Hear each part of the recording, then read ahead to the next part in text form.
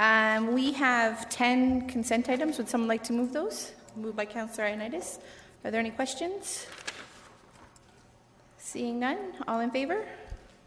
Opposed? That's carried. All right, we are going to move into item number 11, and we have Janice Lee. Hold on, before we go to Janice, Emily Robson is going to introduce the artists in residence.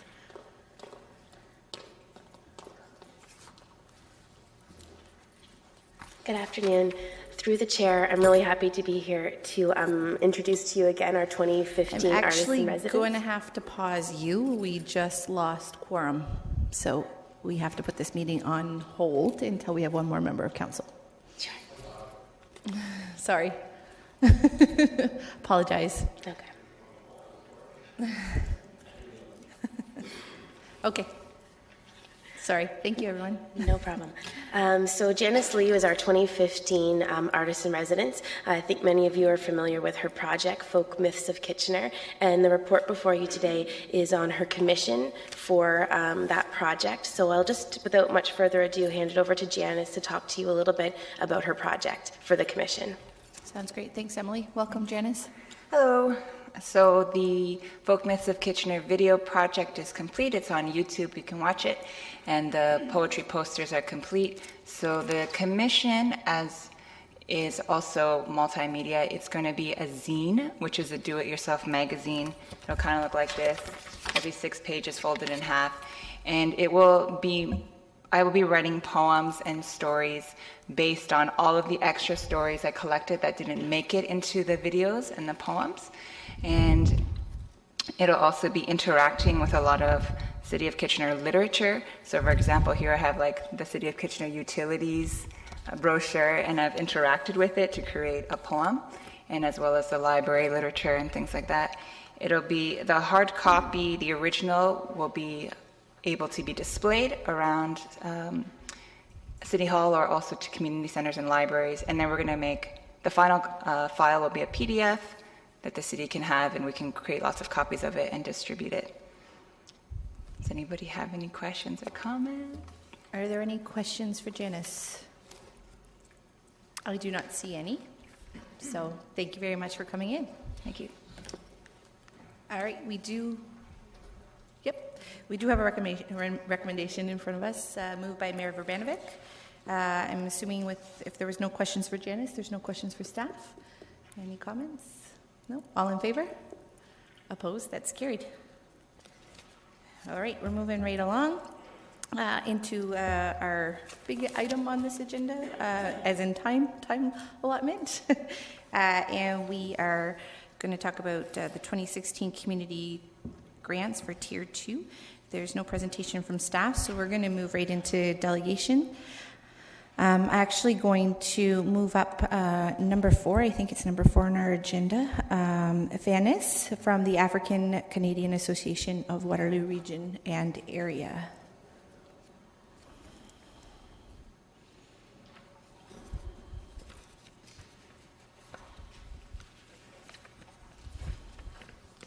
Welcome, Vanis.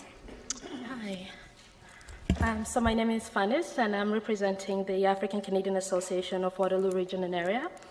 And we are appealing the grant submission to the 2016 Community Grant Tier 2. And we have submitted an application for an Ubuntu Fall Cultural Festival. And just a little bit, the African Canadian Association of Waterloo Region and Area is a local community-based charitable organization. And we focus on children and youth programming. Historically, we've worked on the homework support program in Kitchener and youth empowerment programs. We work with immigrant and refugee communities from 53 different countries. We've helped facilitate or run Black History Month cultural events, or supported and partnered with them. And also the African Canadian Association hosts sustainable urban agriculture initiatives, for example, the Young City Growers Project. Right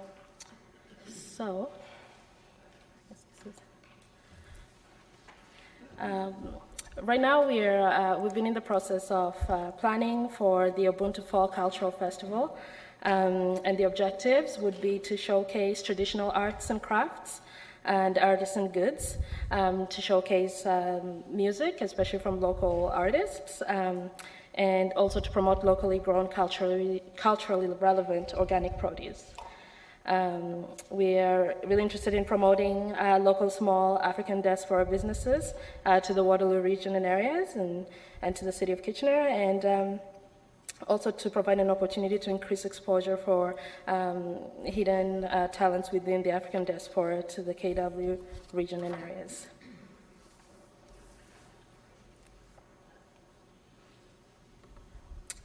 So some of the feedback that we got with regards to our application was with regards to requests from the other municipalities, and the fact that we did not have support from other municipalities and other funders, and also limited in-kind contributions, and revenue from marketplace vendors, artisans, concession booths, etc.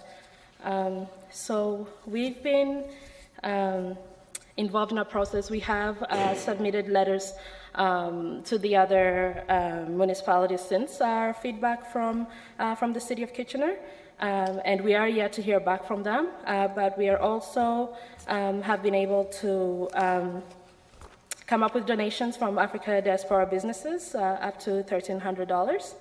And we've also increased the amount that we would be fundraising at our AGM this coming year.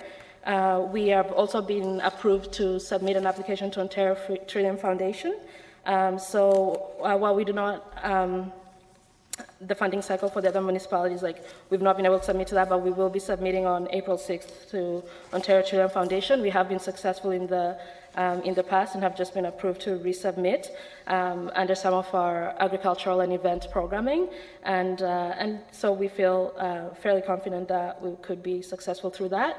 And we've also had success in the past with Citizenship and Immigration Canada for the last major cultural event that we did, Black History Month, and so that is another funder that we would be submitting to prior to the Ubuntu Cultural Festival. I will just, I know there's quite a bit of documentation that has been sent out, and I will just circulate a budget in the template of the city, so it might be a little bit easier to see our updated budget since we received our feedback.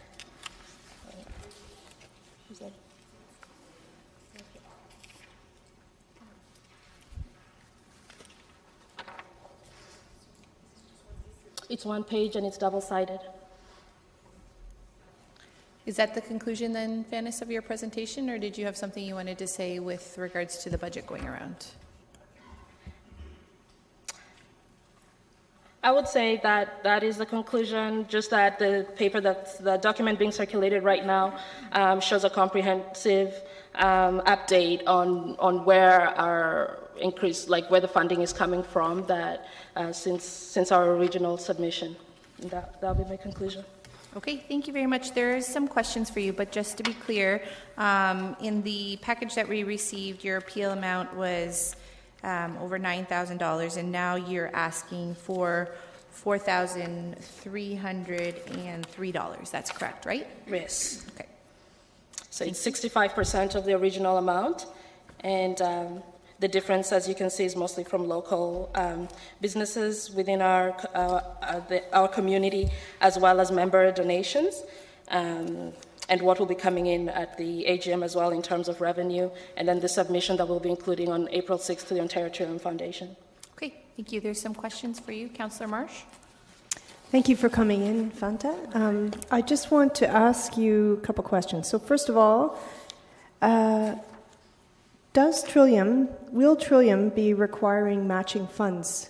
Should you be successful, would they require then that you match funds from another source? In our past application, that included events. So it's actually an application for agricultural programming, and because we'll have the produce component to the event, that's where kind of there's overlap, and we didn't have the requirement for that particular slotting of funding. So Okay, great. And so have you already, I didn't catch whether or not you have hosted this festival already in the past? under a different name, so we hosted Pamoja 2013, and we hosted it at the Faculty of Social Work, and that it was a lot of similar elements as well. So and that's why we did that with Citizenship and Immigration Canada funding. How many people do you expect at this event? We can expect up to 200 people, and that, I mean, of course, there's room for fluctuation in that, but that's kind of what we would expect on each day of the event. Okay, and in the notes made by the committee that made the decision not to recommend funding, one of their notes just indicates that the organizers of this event have not contacted staff to discuss facility availability and related in-kind costs. Have you since done so?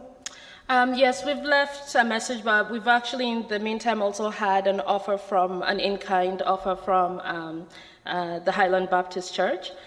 So one of the pieces of feedback that we got was that on that weekend there was a standing event that happens at the city council or the city of Kitchener. Yeah.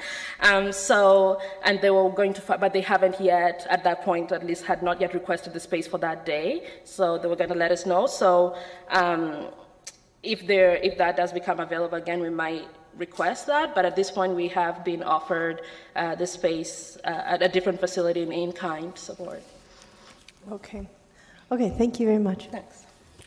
Councillor Snyder? Thank you, Chair Galloway Seelock. Under your expenditures, the highest amount is for salaries and benefits. How many people are paid to work for this event?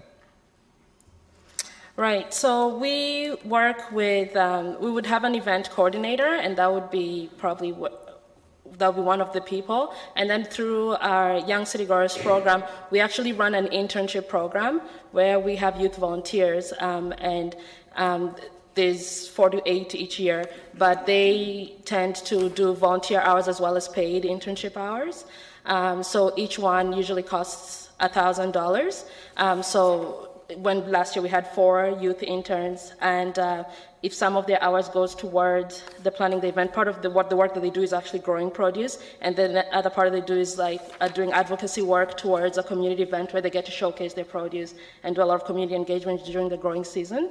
So I would say the event coordinator as well as our internship team, which at this point is 4. They might increase to 8, but we would then, that would probably have to come from other aspects of our programming budget. Okay, thank you. Okay, that's all the questions that are from the committee.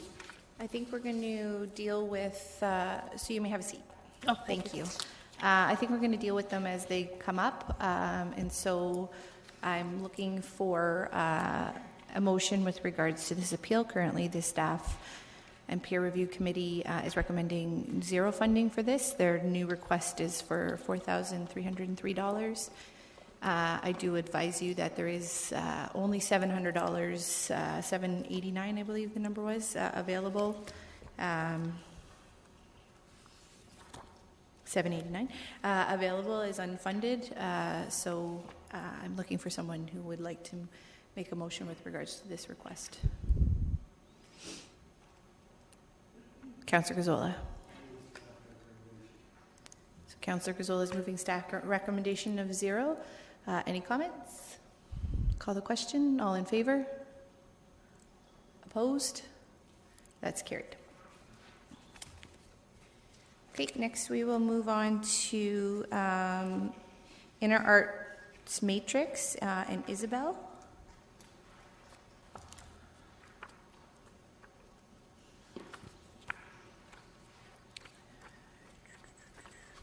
It's on page 12-31. The grant request was for $10,000, and the peer and staff review committee recommendation is $5,000. I did neglect to say that all presenters have 5 minutes to make their submissions. Good afternoon. My name is Isabela Ștefănescu, and I am the Artistic Director of InterArts Matrix. I want to start this presentation by thanking the City of Kitchener for its past and present support of InterArts Matrix.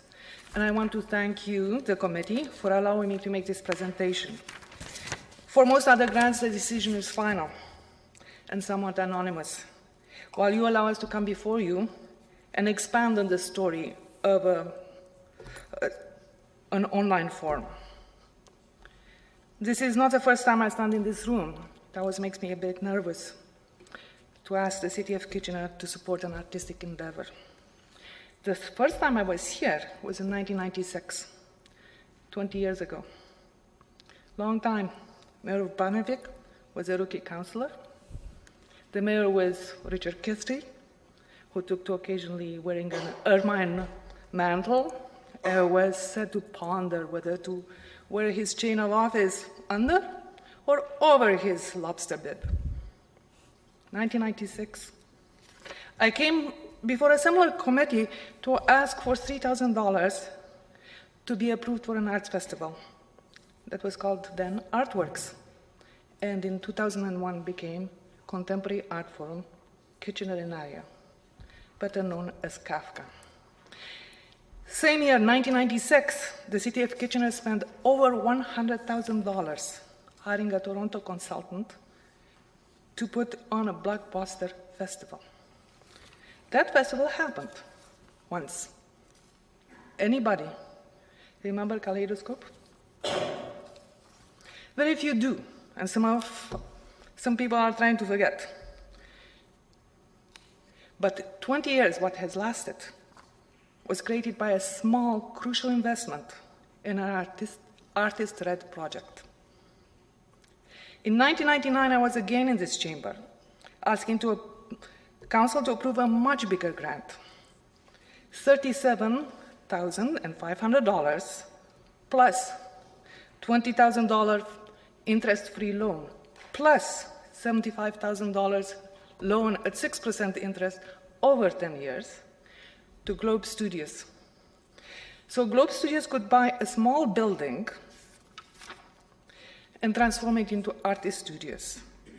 It took a courageous decision for council to invest in the region's only artist-run space.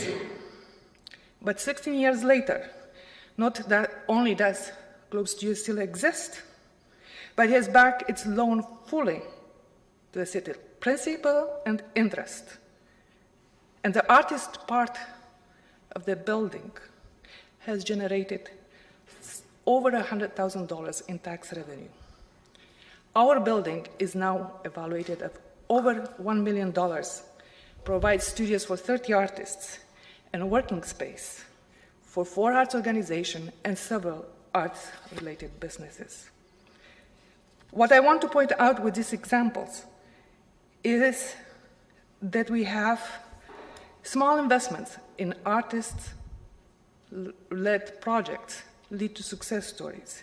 And InterArts Matrix is one such success story. Returning to the idea of investment, in our last financial year, $5,500 from the City of Kitchener resulted in $63,000 worth of artistic activity. We leveraged more than 10 times the grant that the city gave us. Our organization is growing. We help artists generate and fund projects, and we collaborate with numerous organizations. Next year will be 10 years old. In recognition of InterArts Matrix cultural importance, the Ontario Arts Council has awarded us a grant to develop a strategic plan for our next 5 years. Like Roger Falwell of CI, I work pro bono for InterArts Matrix. I am both artistic director and general manager. I do this because I am passionate about the organization. But somebody else who might come behind me might not be, even though they might have the same passion I do, might not be able to work under these conditions. The extra support from the city of Kitchener will allow our organization to leverage this local investment by entering the operational funding stream for both the Ontario Arts Council and the Canada Council. I want to emphasize that I'm here not because our organization is in crisis, but because we are growing. In spite of the 2008 economic downturn, in spite of the fact that in 2013 some of our donors chose to fund CEI instead, we have built a portfolio of exciting projects, from interactive installations to theatrical performances, from new technology to place-making events. We have created innovative projects that are really creating a stir, made here in Kitchener and Waterloo region. Can you please wrap up? Yep. I look forward to stand here in 20 years and tell another council about the success stories of Interarts Matrix. Thank you. Thank you very much, Isabella. Are there any questions? Councillor Fernandez? Thanks, Isabella, for your passionate commentary and some history. So we're offering you $5,500 as a grant. No, just to be clear, it's 5,000. Sorry, 5,000. I apologize. I just looked at 500 here. What will you not be able to do with the difference that you... What use we will put you in? Right now, I'm the artistic director and general manager. I would hire someone to groom as our next artistic director when, after our strategic plan, we are able to go and get the funding that's necessary to have an artistic director, so that when I leave, somebody can slip into my place and actually have a salary. Okay, thank you. Councillor Marsh. Just to build on that then, Isabella, thank you for coming in. I want to ask you, do you mean to say that you would hire somebody on a very part-time basis? Yes. Okay, and so do you have somebody in mind already? Have you? No, we would actually interview people. Right. So you're confident that somebody who could then later take on the artistic directorship role would be available on a part-time basis to be groomed for that role? Yes, we would start working artists, put their income together from all sorts of sources. They usually have their practice, they usually have some various part-time jobs, and sometimes, like me, they take chunks of time where they dedicate to a big project, Sure. the way Interarts Matrix is for me. Okay, sure. So the proposed budget for this year includes significant grants from the provincial and federal arts councils. Do you have those confirmations as yet? No, those grants are pending. We applied, but those grants are pending. Pending. Okay, perfect. And what about from the other municipalities? Right. So the city of Waterloo, I am going to go and appeal my grant there in 2 weeks. So, And the region? Pardon? And you have requested from the region? As you know, region does not give out operating grants to small organizations. They, for the region, we actually apply to the Arts Fund, and it's a juridic process. That application is in and it's pending. Okay. Lots of risk taking in the arts sector. Yes, and when it doesn't come through, sometimes I have to dip into my income and cover it. Okay, Isabel, thank you very much for your dedication to this organization. And I'll be recommending, I'd like to put a motion forward to recommend that we increase the funding to this organization. To what?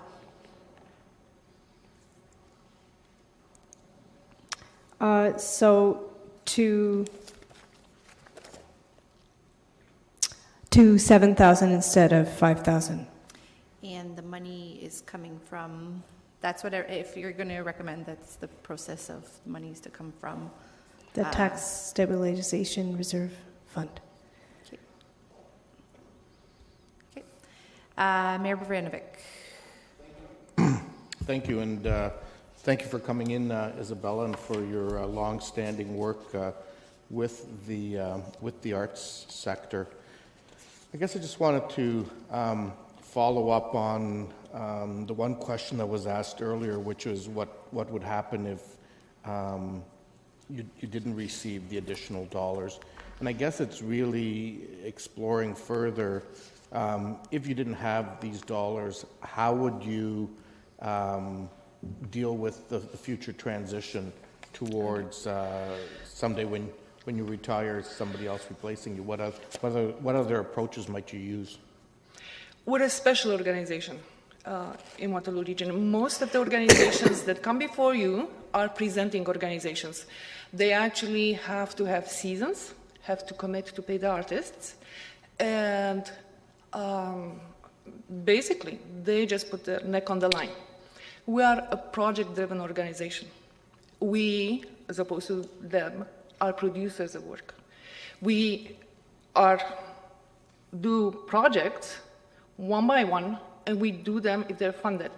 If they're not funded, we can then try again for funding, go find donations, do a fundraiser. So it's this how this works. So should the Canada Council not come through, for example, I would try to find some other funding. If I don't fund it, I would apply again and postpone the project.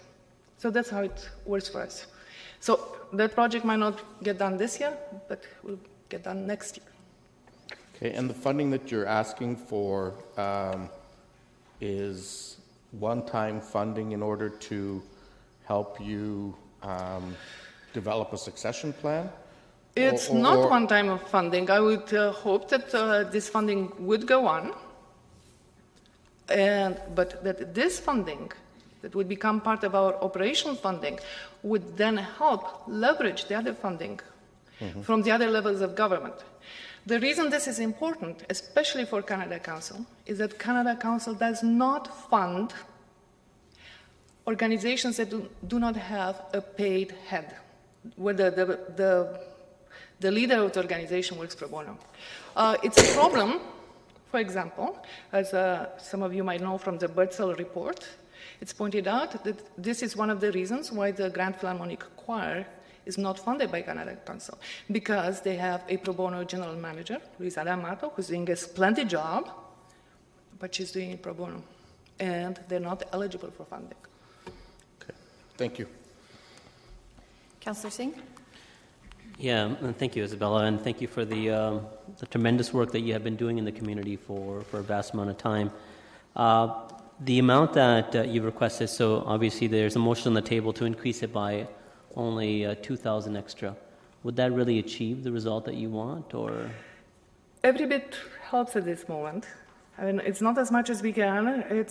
I would still have a little bit of help, and the help is also symbolic, in the sense that I can go to somebody and say, look, the city of Kitchener really believes in our organization to give us a little bit of extra money. Will you start?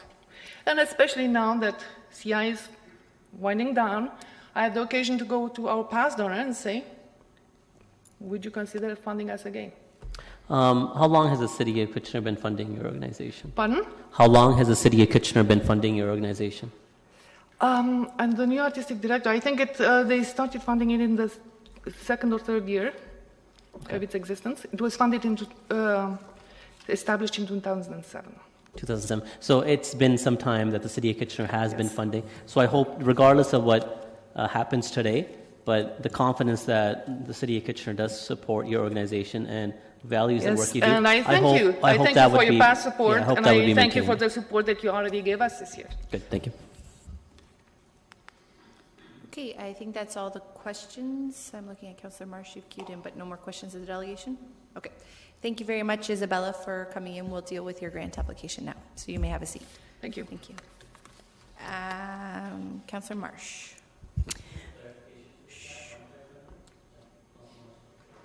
All of these are one-time funding because it's Tier 2 grants, so they're all one-time. They would have to reapply again. Councillor Marsh.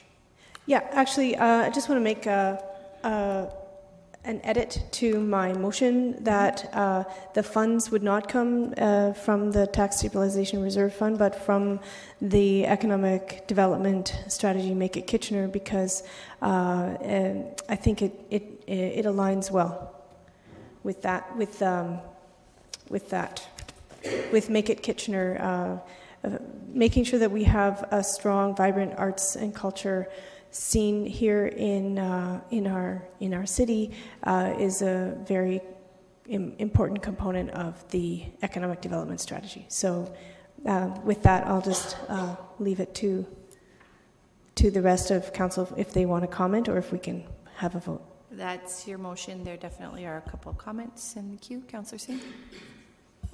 Yeah, I was on the fence as to support the increase or not, but definitely now that the recommendation is to come out of the Economic Development Fund, I can't support that. Although I see the correlation that Councillor Marsh is making. We went through an extensive process earlier this afternoon of seeing the report through the Economic Development Department of the various different initiatives that are in the pipeline, and seeing the transparency and kind of the roadmap of where those investments in the future would be need to be made. So I think it wouldn't be prudent for us to start leveraging that fund so quickly, especially when the report laid out where the requirements of those funding sources would be coming from. The amount is quite small, so I think if it's coming from the Tax Stabilization Fund, it would be more prudent than hitting a different reserve. Mayor Verbanovic. Thank you. I want to just ask a question of staff as well, because as I recall in the past some years when we have gone over in terms of grant allocations, did we not simply just do them as going over in terms of this particular account, and then that in effect means it comes out of tax stabilization? If I go back to past years. Mr. Chapman. Through the chair, yes, that has been council's approach in the past. Okay. So I would actually like to move an amendment, and I'm inclined to support the motion that Councillor Marsh is bringing forward, but I would suggest that it simply be dealt with as an overage to the account, which would then ultimately mean it comes out of tax stabilization, but it keeps it focused in that area, which is the grant allocation area. That is an option as well. Yes, yeah. So I don't know if, I know we don't do friendly. Yeah, I'll take it as an amendment. Okay. Yeah. I'll take it as an amendment. Councillor Fernandez. Actually, I was going to say I thought that was a great suggestion by Councillor Marsh, because it falls under all of the purview of the whole Make It Kitchener. And, despite what we talked about previously, this is the money set aside out of the $8.3 million wasn't going to be draining the Economic Development Reserve, that there was still some money in there.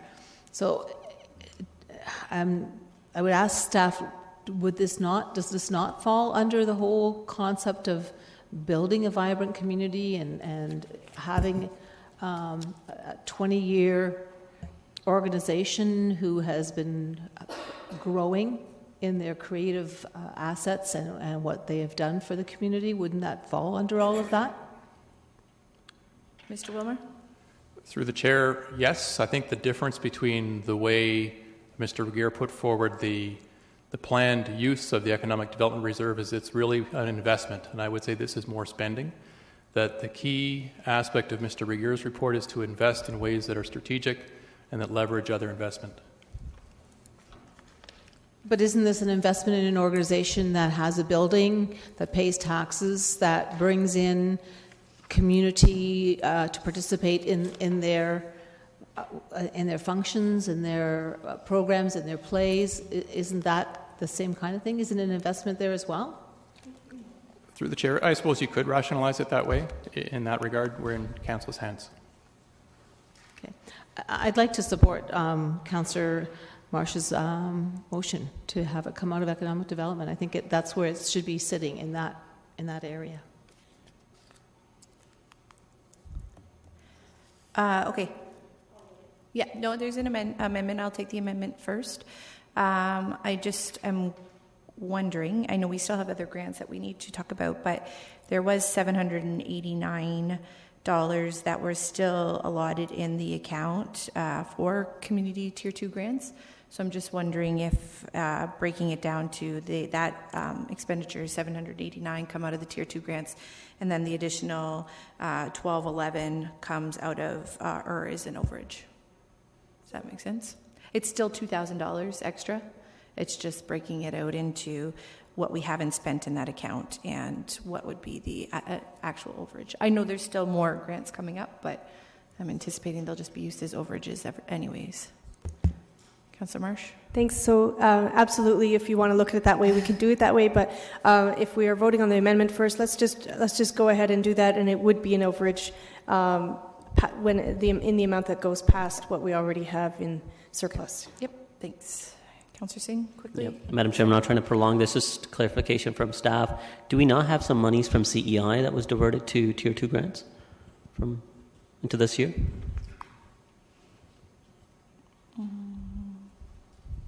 Through the chair, that's part of the 156,000 overall. So that's part of the total already allotted. Okay, that's good clarification. Okay, so we're going to deal with the amendment, which is basically saying that 1211 of the overage is going to, 1211 of the additional grant is going to be accounted as an overage to the account, and that's the amendment. Recorded vote's been called.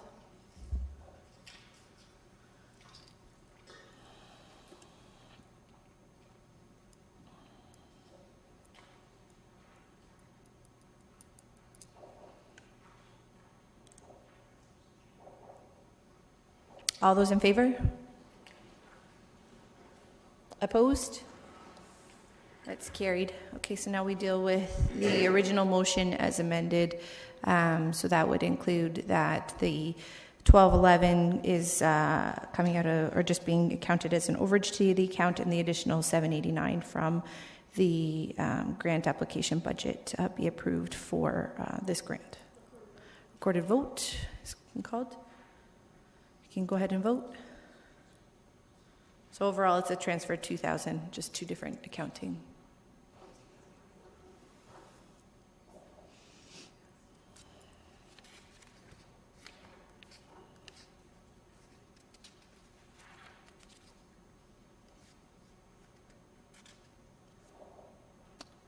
Those in favor? Opposed? That carries. I do also want to mention that we do have 2 members of council missing, so on a vote like this, it comes forward to council in 2 weeks' time, and so that would be the final outcome of what the vote is there. So for now it's passed. That's what will go to council. It doesn't mean it'll pass at council. Okay. Next appeal is the Waterloo Region Basketball Association, Mary Ellen Curry.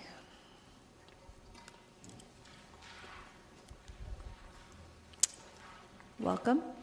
Thank you.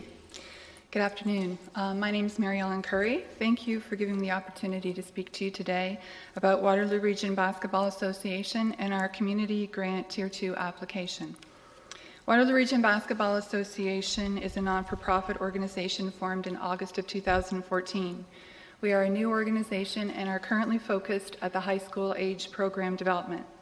We are requesting funding to expand our program to include grade school, weekly camps, and summer programs for middle school aged youth.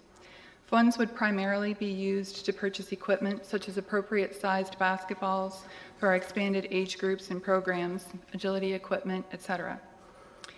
We received notification that our application was being denied and were referred to Bob Shane if we had any questions. I spoke to him and he informed us that we did not qualify for funding as the City of Kitchener was already providing Tier 1 grant funding to the KW Youth Basketball Association.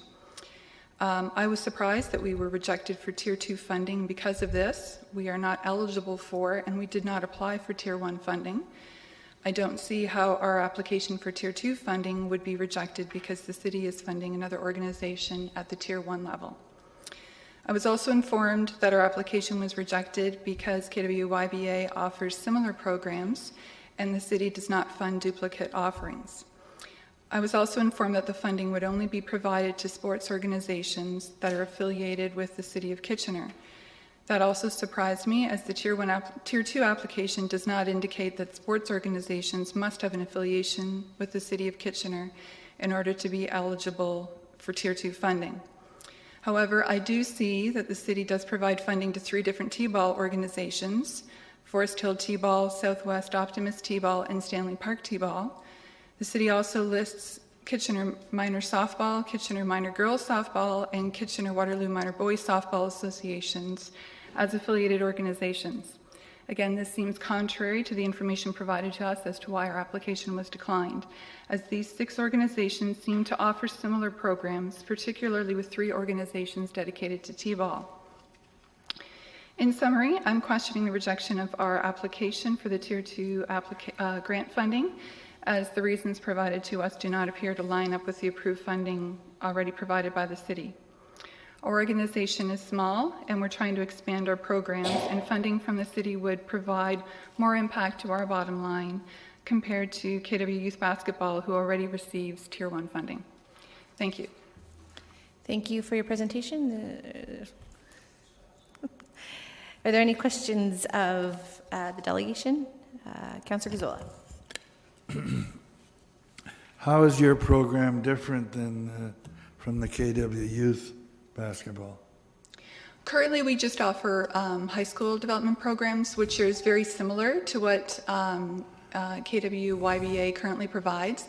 There are other for-profit organizations in the city of Kitchener and Waterloo that provide similar programs. Wild Hawk Basketball and Waterloo Wolverines offer similar programs. Is there so many kids involved with basketball that the kids that you are relating to are unable to play under those other leagues? We're trying to take advantage of our nonprofit status by reducing the cost of our gym time. As a nonprofit, we qualify for subsidies through the school boards, and we're passing those savings along to our participants. The programs that we want to expand to, we are actually starting to offer a program in April on Saturdays for the grade age 5 to 8-year-old weekly skill development camp, just focusing on basic fundamentals, lining up with the Canada Basketball's long-term athlete development model. And then we also want to offer camps for grades 6, 7, and 8 age groups, specifying those age groups because a lot of children only get opportunities to learn sports when they start going to middle school, and they get those programs available to them at school. These programs, the for-profit programs and other ones, the rep fees are generally in the $500 to $700 per family mark, and we're trying to provide summer camps to give children an opportunity to get access to qualified instructors to expand their skill development on more than what they can get in their middle school as a bridge between the school programs and the rep programs. Thank you. Mayor Verbanovic. Thank you. I guess just further to that last question, and I understand, you know, based on your response that there are some differences. I guess my question would be, was there ever any attempt made to work with the other 2 existing organizations? We are currently affiliated with Wild Hawk Basketball. They are a for-profit organization, so we're... They're a for-profit? Waterloo, no, we're not. Wild Hawk Basketball is. We do work with them, but we're offering our own programs at a reduced cost, and we're focusing on a different age group and a different skill set. But you've never tried to affiliate yourself with the other not-for-profits in town? No. Okay, thank you. Of the delegation? No, that's okay. Okay. That's all the questions that we have for you, Mary Ellen. Thank you for coming in. I know there are, so you can have a seat. Thank you. And we will deal with your application. Before we get to you, Councillor Gazzola, I know Councillor Davey had some questions of staff, so we'll go to him first. Go ahead, Councillor Davey. Yeah, just one question. Is there a I think I know the answer. Is there a rationale for the funding of the 3 different T-ball organizations? Mr. Shane? Yeah, through the chair. Those organizations date back several decades and neighborhood-based programs that were formed and incorporated prior to the original affiliation policy coming into place. So as they were independent, my understanding is that as affiliation was created with the city, they remained as separate because they were very neighborhood-based specific programs. So even though there's 3 organizations, they cover different regions of the city? Yes, there's Stanley Park, Forest Heights, and then the southwest area. Thank you. Mayor Verbanovic, is it questions of staff? And I guess it's partially building on that. I mean, that was the one issue that was raised by the delegation in terms of the responses from staff. Are there other sports where we have more than one, or my recollection is we do restrict it to one pretty much in every sport? Mr. Shane? Through the chair, unless it's historical base, much as the softball groups that were indicated, we have absolutely restricted to singular. And in fact, there are other organizations, trying to think which ones would come to mind. Track and field, I think, is one. That is correct. There are about 4 other, outside of our affiliated track and field club, there's 3 other clubs in the region. And so they have asked in the past as well to be recognized, but we declined that, correct? That is correct. Okay, thank you. I know boxing was another one. Boxing. Okay, so that's all the questions that I see of staff. Councillor Gazzola, did you want to bring forward a motion? The staff recommendation and ask for a recorded vote. Okay, staff recommendation is the motion. Is there anybody who wants to make comments? Staff recommendation is for 0. With that, recorded vote's been called.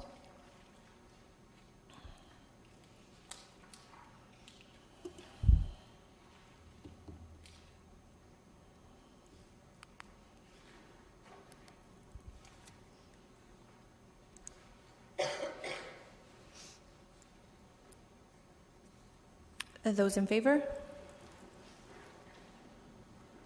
Those opposed? That carries.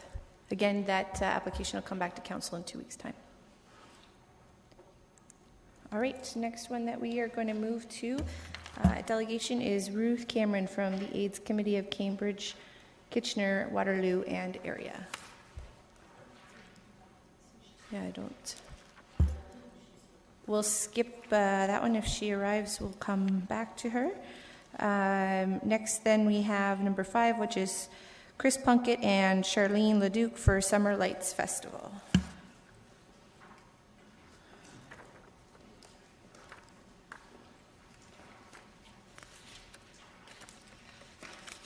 That starts on page 1299. Good afternoon, ladies and gentlemen, and through you, Chair.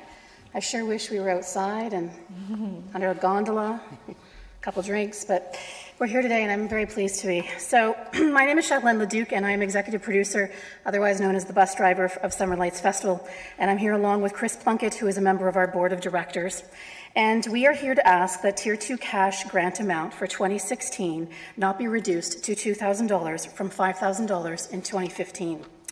Summer Lights Festival is more than a festival. It is a showcase of all great things in the region. It is where art, tech, community, groups, business, and the community, more importantly, intersect in ways that make for great introductions, reintroductions, and foster a sense of pride and a sense of belonging in our community. We welcome other festivals and events underneath Summer Lights Festival, as we work with Alcatraz Crea, we work with Kafka and Our World Festival and other festivals on a yearly basis. Those festivals and other events and festivals that come underneath Summer Lights, it allows them to create some sustainability, reach a larger market, and take advantage of a collective under Summer Lights that helps with marketing, road closures, administration, etc. It is a festival that is a connection or perhaps even a collision, which is very sexy, that happens in the community. And programming partners of Summer Lights, it has been providing a distinct opportunity for very powerful interactions and a catalyst for multi-layered collaboration. As a nighttime festival where families, the young and even the well-seasoned, come and experience great food and art and hands-on making, they dance and they actually sing along the street. They visit restaurants or shops that are not normally open to them during the day or that they have never visited. They sit on a couch on King Street just to watch their neighbors and interact with new people. It is where people are connecting. Summer Lights is bullishly proud and committed to contributing to the vibrant downtown Kitchener scene.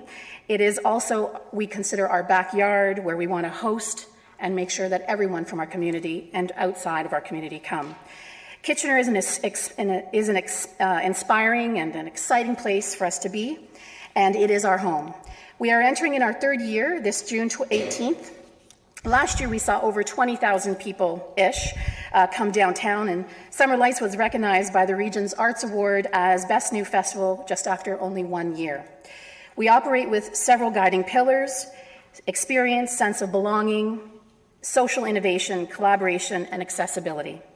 Summer Lights Festival is pretty unique in its way that it partners, collaborates with over 500 artists, business, community groups, downtown merchants, other festivals that I've mentioned, and the City Kitchener initiatives like Bike Kitchener, Downtown Neighborhood Strategies, Color My Hood, community groups, etc.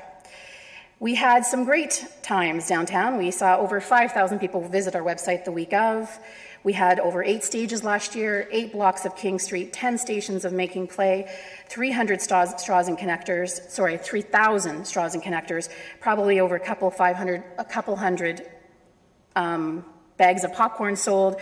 And in 2016, we are proud to be back where we will take over 8 to 10 blocks of King Street.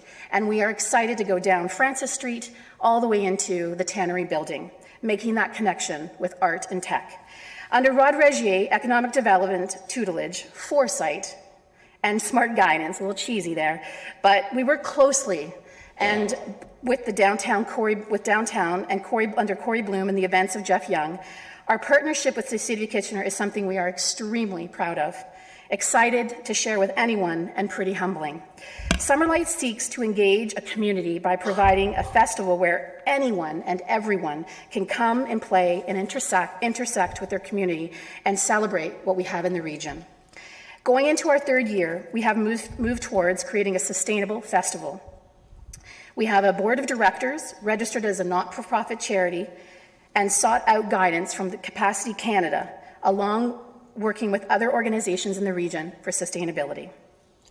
As someone who lives and works downtown, I joined the board of Summer Lights because of the atmosphere it creates. I wanted downtown Kitchener to be walkable, inclusive, artistic. Visions I know the city shares, and they work closely with Summer Lights. My concern is in dropping down the support from $5,000 to $2,000 in financial support this year, it'll give the wrong impression to other donors that we're approaching. We've already had a lot of success in approaching downtown businesses or those that are active, like Andrew Homes, Momentum Development, the teams behind Aber Urban Settlement Company, and many others. And we're worried that if we see a reduction in the amount of financial support from the city, it'll make getting those sorts of support from businesses in the community much more difficult. So we're asking for your consideration to match the amount of financial contributions that we received last year, which was $5,000, to go along with the great support and in-kind contribution we get from the city. Thank you. Thank you very much for your presentation. There's a number of questions for you. We'll start with Mayor Verbanovic. Great. Thank you to both of you for coming in today and for the great job that you do on the festival. On the issue of cash, so if I understand what you're asking that the cash amount stay at $5,000, which is what it was last year, and then are you looking for the in-kind, like basically to reverse the cash in the in-kind, or are you looking for the in-kind to increase to what is being proposed as well? We are looking for the decision that was made on the in-kind to be $5,000. We're looking for that to remain, and we're looking for the cash component to remain the same as last year, so $5,000. Okay, and on the in-kind end of things, is this based on sort of some estimates that have already been provided by staff or last year's experience of what we charge you for various things that we do at the city? Mayor, that's actually both the case. So we work closely with Corey Bloom and with Jeff Young, and we have put together an estimate except for road closures, etc. And we also base that on the past. So it's for both of those, to answer both of your questions. Yes. Okay. And just out of curiosity, do you know roughly what amount of that is for the road closures? Approximately $2,000 to $3,000. Okay, thank you. And then on the cash end of things, can you talk a little bit about why the cash is an important component of the budget and how a reduction would have an impact on you? Yeah, I think the amount of cash that the city gives is a relatively small part of the budget overall, but it's an important catalyst as we approach other funders in the community. It provides sustainability for the festival going forward, to see that the city is continuing to support it. That remains an important part of the strategy. So when we're approaching others who may not have given to these sorts of events before, we have a lot of high growth companies in the core that we are in talks with and are approaching. For them to see that the City of Kitchener is continuing to support, I think is a really important thing. So we see it really as a catalyst, and maintaining that level of funding is really important to leverage greater funding from those in the community. Okay, great, thank you. And at the appropriate time, I'd like to make a motion. Okay. Councillor Marsh? All my questions were answered, but thank you for coming in, and I'm a big fan of Summer Lights, and I would support a motion to grant your request. Councillor Gazzola? The reality is the city's giving you $7,000 this year, and we gave you $6,500 last year. That's almost an 8% increase. Does that not show that we're behind you? And the other part of that is that we've restricted most of our other organizations to live within the inflation rate, which is 1-2%. So are we not showing support by giving you a 8% increase over last year? Yeah, I mean, certainly we would never suggest the City of Kitchener is not supportive of Summer Lights. It's simply not possible to run it without all the support we get.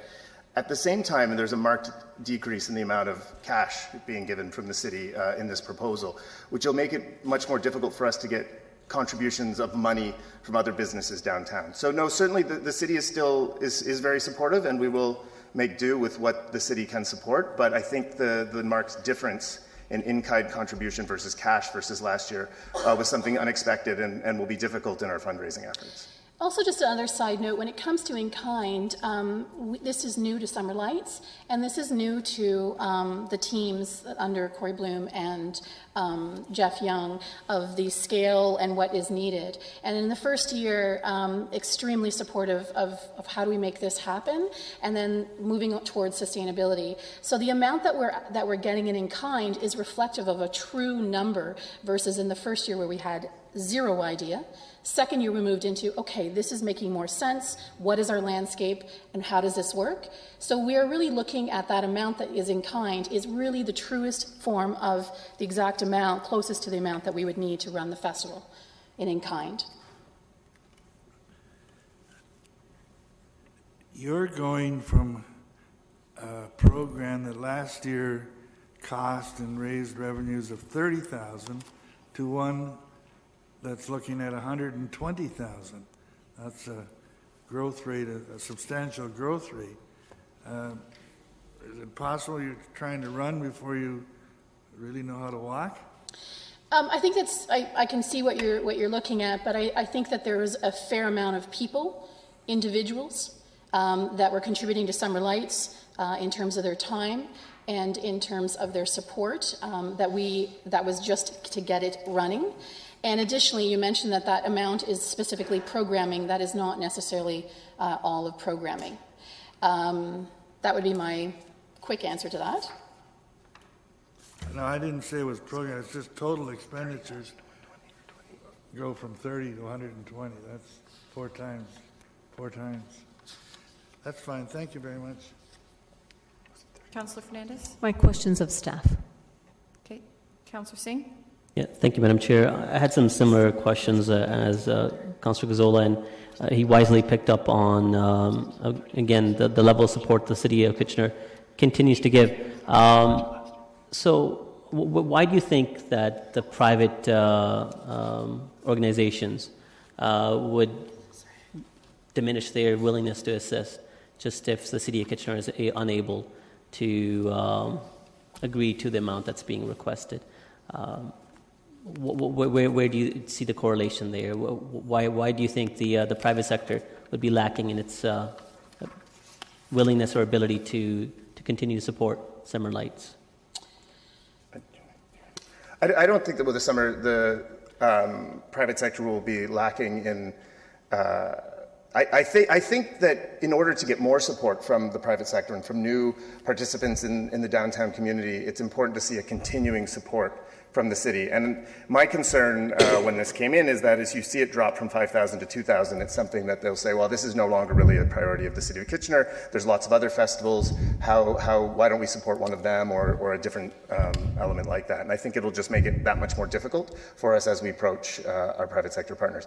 Is it possible? I certainly hope so. And if the answer doesn't go the way we want, then we'll continue to work at that and approach all of our I appreciate your perspective, but again, my concern is, we have very different requests for funding, and your group is only one of many that would like to see increases or changes to their organization. What it comes down to is more aspect of how does it diminish your ability to do what that you do year after year. Well, what would this do, this change? Okay, just to give you an example, there are numerous initiatives and festivals and events that come to the City of Kitchener and say, I'd like to do this. And what the great thing about Summer Lights is it was built for that those initiatives, they may not be able to be sustainable on their own, or the city is not able to support them. And so what they do is they get in contact with Summer Lights and they'll say, I'm thinking of doing an event, and it's a such and such event. It's the balloon event, and I want to take up this space, and I want to do this, and I want to bring all these people together. That's the key thing to Summer Lights, is that it's the collaboration, so that it's actually in turn helping with the city's initiatives under Summer Lights. So it's a bit unique in that way. I appreciate that, but again, my question was, if you have the lower amount that's, you don't get the approval that you're seeking for, how will it diminish your capacity to perform and do the same as you did last year? Yeah, will it? Sorry? Or will it? It's honestly hard to answer because it is a small part of the budget we're hoping to raise. Okay. But I think it'll make it that much harder as a catalyst to raise others. And if we don't raise enough money, then we need to scale back the festival, which would accommodate less people, would incorporate less businesses downtown. And I think it's pretty unique in the way we're able to stretch 8 blocks and incorporate all of the businesses at night in a safe, walkable, inclusive downtown Kitchener, which goes a long way to sort of changing a lot of the stigma that of what downtown Kitchener used to be. But if we don't have the money, we would need to shrink what we were able to do. So it's more optics. You're saying the optics would be poor. Optics would be poor as we look to raise money. So in the ensuing. Okay, beyond that, questions I've asked and perhaps questions that others have asked, I hope it's not a sign of lack of support that what your organization continues to do. I think there's no question that adds tremendous value. It's all about balancing the requirements and needs of all the organizations. Thanks. Okay, Christian, Charlene, that's all the questions that we have for you. Let's put the motion on the floor before we go to questions of staff. Mayor Verbanovic for the motion. Certainly, and I also have a question of staff as well, but I will be moving that we grant the $5,000 in cash and then the $5,000 in kind. As we learned, the majority of the dollars in kind that we're talking about, a big chunk of it is actually going towards street closures, which is an ongoing challenge and problem that we have, and one that we've actually directed staff to go look at and come back on at some point in the future, which they will be. And I think if I can just speak to the festival. Do you have a question of staff? Because we'll come back to comments. Okay, I'll wait. I'll save my comments. And then my question of staff will be, in addition to Well, two questions. Number one would be when we might be seeing the report coming back on the issues of street closures and the expenses. And then the second part would be what are some of the other in-kind expenses we're covering off through this?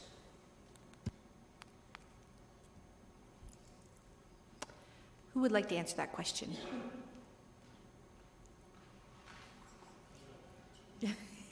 Mr. Young looks like, are you informed to answer that question?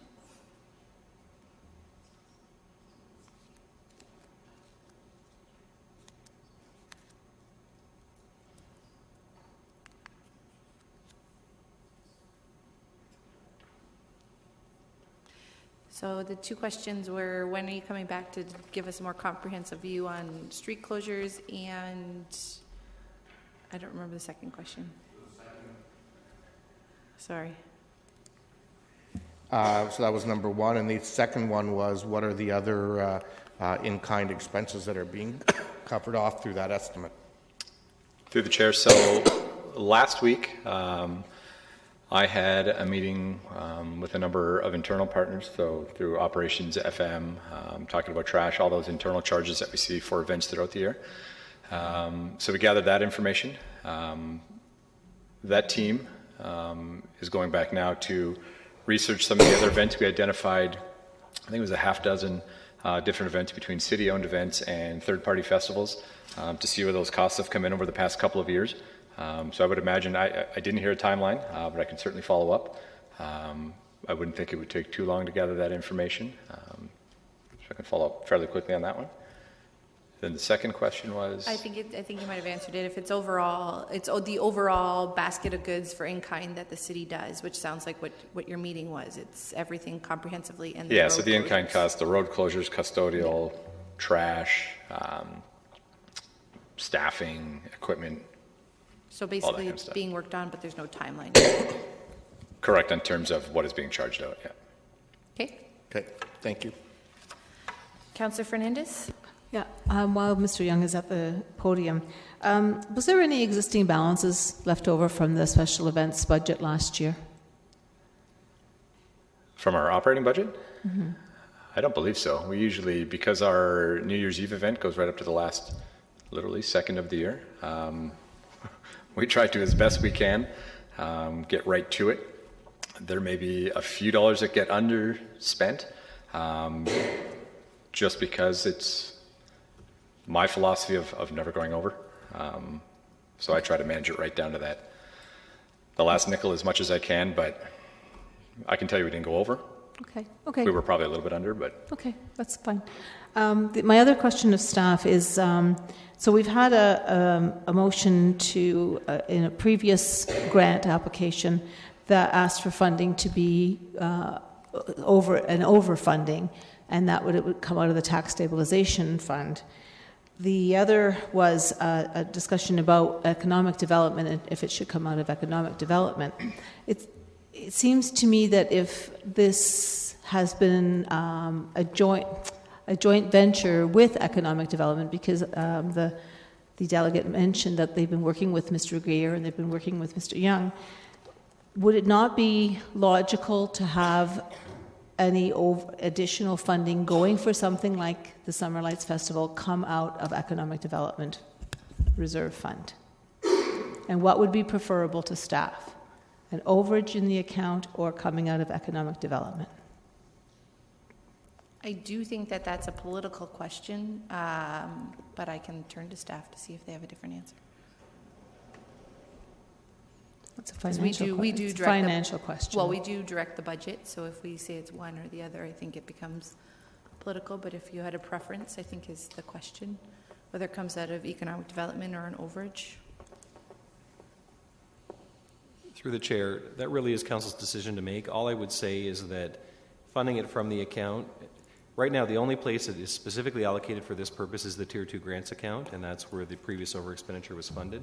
I think, as Mr. Wilmer indicated, an argument could be made that there's a fit with economic development, but at present that's not the source of funding for these projects. Okay. I can understand that that's not the original funding, but every year we have a tendency, we listen to the appeals from different participants and different organizers, we end up going over on that fund, and then we have to sort of, maneuver our numbers and take it out of tax stabilization.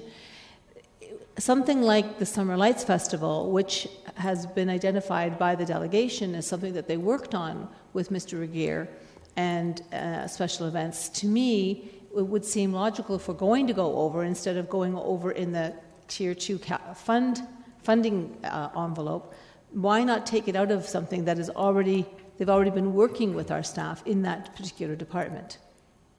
And through the chair, I do think that's really best for council then to decide what your comfort level is with a negative variance in the account. What I can tell you is that if we were talking about a material over expenditure, as I would define material, I would be advocating for you to identify a specific funding source. But it seems to me that we're talking about a few $1,000s in a multi-million-dollar grant budget. And so pragmatically, I would say that's an immaterial variance and therefore fund it through that account. Okay. All right. That's financial speak there. That's right. It's immaterial, right? That's what you used. Okay. So I don't know if the mayor has put his motion on the floor as yet, except that he didn't.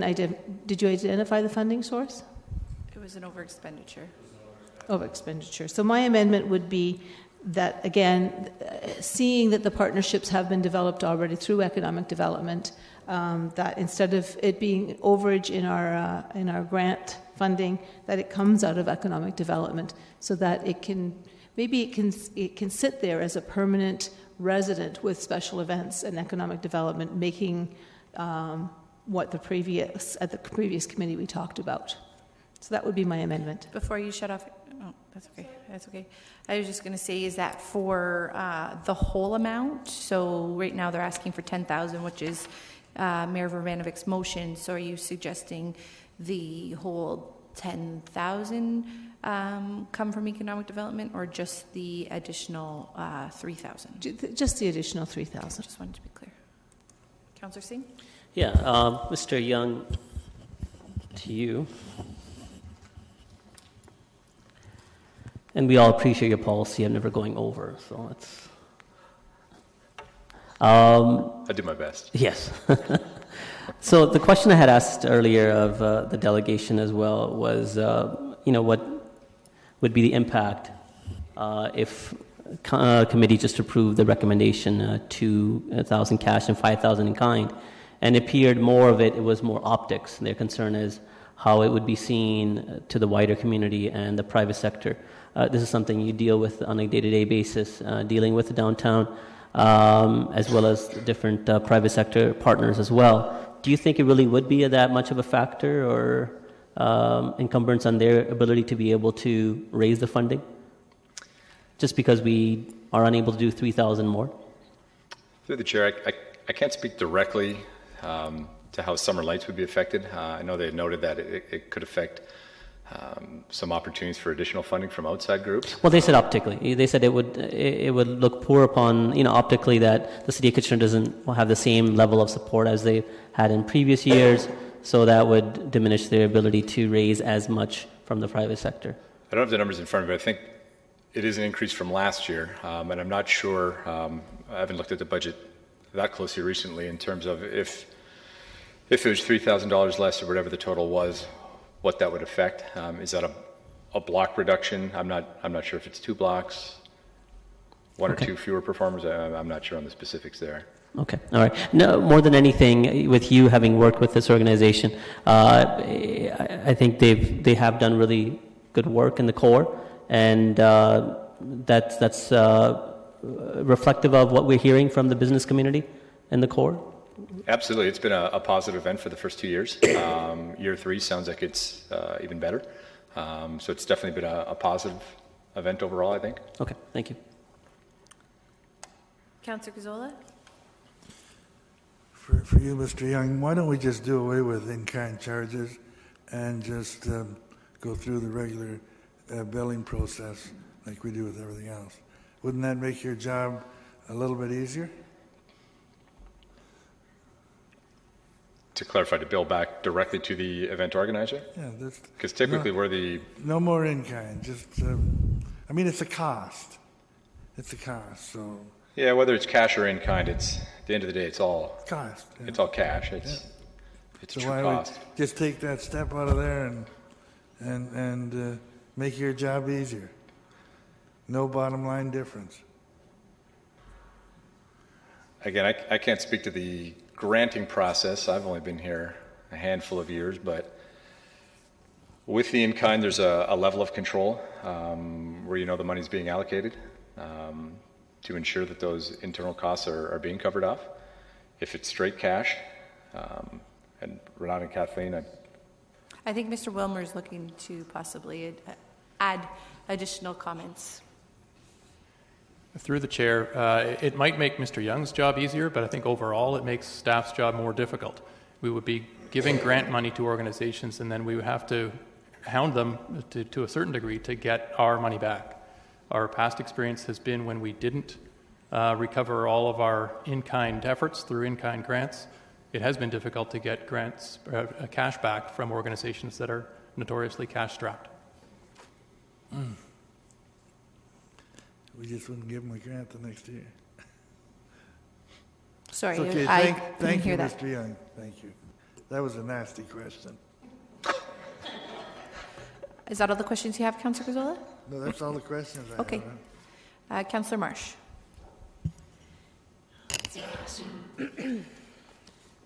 I don't have a question. I have a comment. Are we ready for comments? I'm just going to check. Are you looking to comment first? As the mover, I will move to Mayor Verbanovic, and then I'll come to you next. Thank you very much, Madam Chair. So I will be supporting the recommendation before us, and I'm supporting it because this event has grown significantly over the last couple of years and has been extremely successful in not only bringing people from the downtown neighborhoods into the downtown, but more importantly, it's brought people from throughout the city into the downtown at a time of day that traditionally, rightly or wrongly, people's perceptions about the downtown has not been always the most positive. And anybody that you end up talking to after they leave the event, at least my experience has been nothing short of positive in terms of what they've seen, what their experience was in the evening, and so on. I think it's also one where I've at least heard from numerous of the people involved in our tech and innovation sector about the importance of this kind of event exactly towards creating the kind of environment that helps attract and retain employees in our city.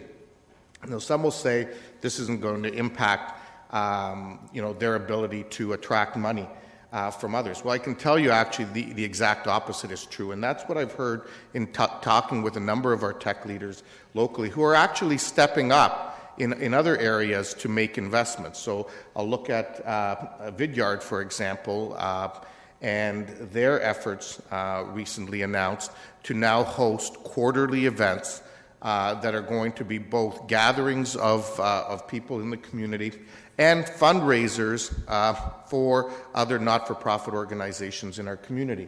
And it's a way that the tech sector is not only trying to invest in the animation of the downtown, but also to start developing a culture of giving back to other sectors in the community.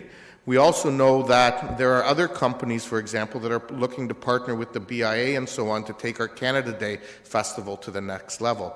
But the consistent message that I've heard from all of them is we're willing to do it if the city's putting up their reasonable share in terms of seeing these events grow. Because without that, A, why should we do it? And B, that's a signal to us that the city believes in this group, believes in this organization, believes in the event, and we're willing to augment those dollars going forward. So I think it is important. The reality is the only reason we're seeing the increases in kind is because we're billing them a lot more in kind, and that is an ongoing problem that I think we're going to need to address and deal with, and I'm glad to hear that that report is coming back. But to see a decrease on the cash side of things, I think will send the wrong message for an event and a festival that has seen significant success in our community, and one that, quite frankly, we couldn't replicate at probably 5 times the overall cost of what we're being asked to invest in if we had to put it on ourselves.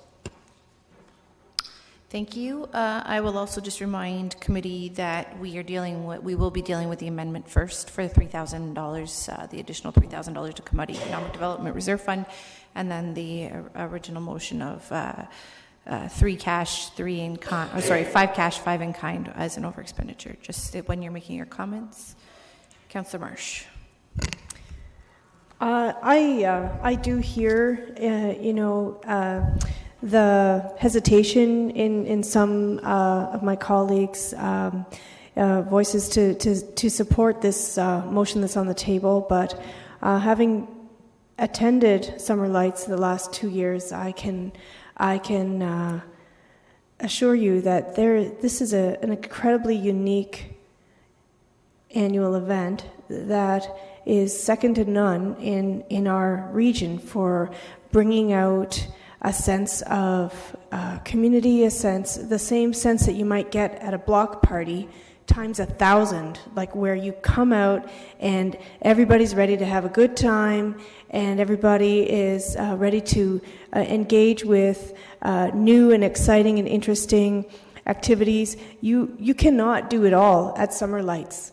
You cannot, because it is there's too much going on. So you will just go with the flow and expect to be surprised, and always have an interesting time. I invite those of you who have not yet had a chance to partake to come, and I challenge you not to have an amazing time. I will also say that the BIA was last year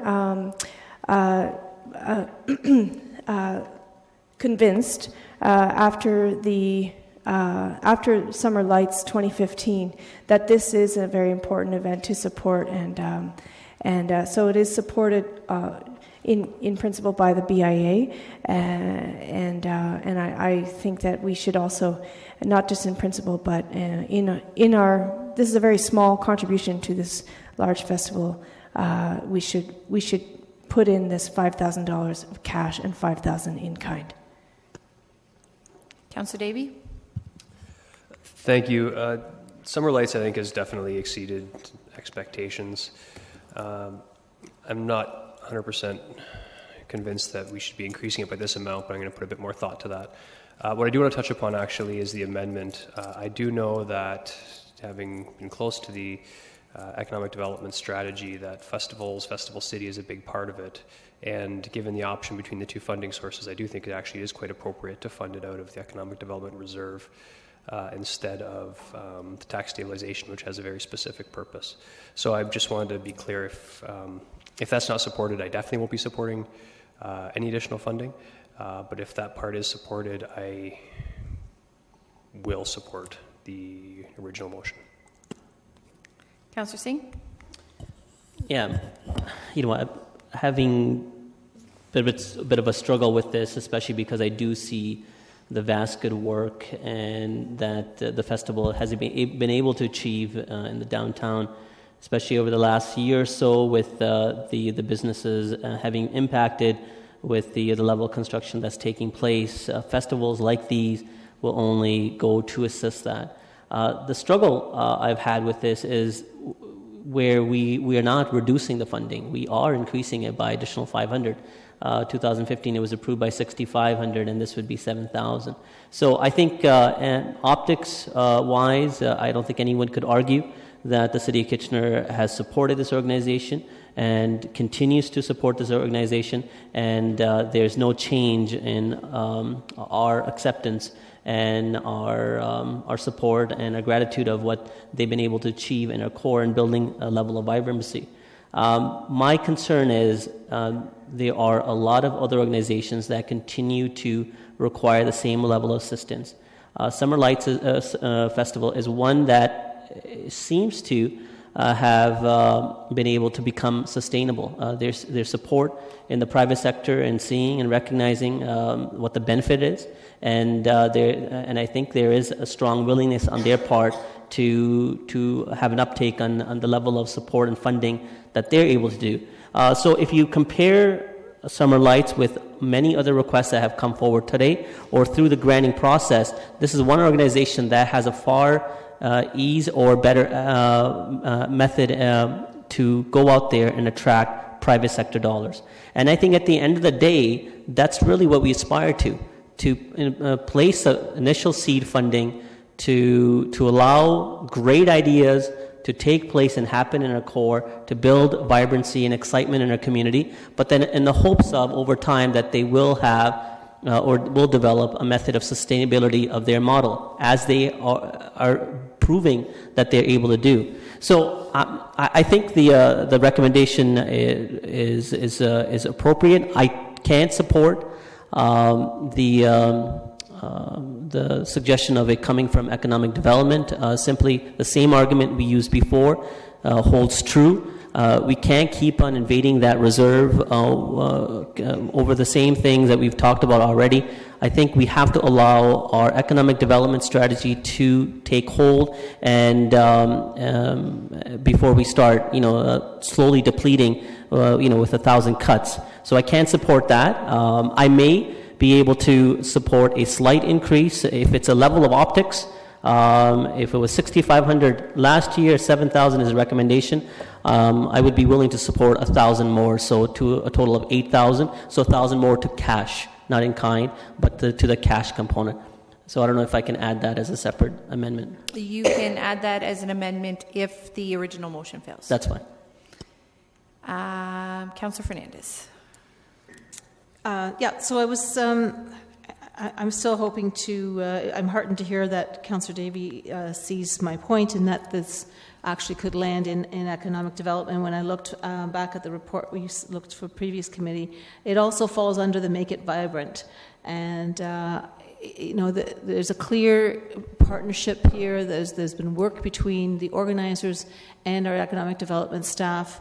And I think that it really... Otherwise, we're taking from tax stabilization, which I see is a fund that really we should be using to reduce our taxes at the end of our budget year, and not to be, to use the words from Councillor Singh, not to be reduced by 1,000 cuts either.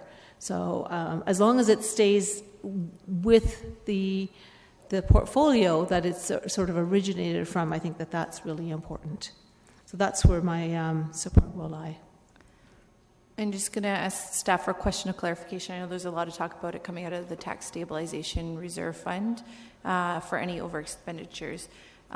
Is that not the worst case scenario if we didn't have any capital closeouts or if there wasn't any overages in any other budgets that closely align with grants? Through Madam Chair, it would only come out of tax stabilization if on the whole we ended 2016 in a deficit position. Right. But to the extent we had a surplus that exceeded these few $1,000s that you're adding back in, it would not need to come out of tax stabilization. Right. But tax stabilization is the last stop in case there's an overage. Across the entire city budget, right, yes. That's across correct. the city budget. Councillor Gazzola. Yeah, I'll start off by saying I really don't give a darn what pot of money it comes out of. Doesn't make it any less expensive or more expensive. And for the amount of money we're talking, it's such piddly stuff that we're wasting. We're doing a lot of window dressing here by deciding what pot it's going to come out of. I cannot support a 54% increase to an organization.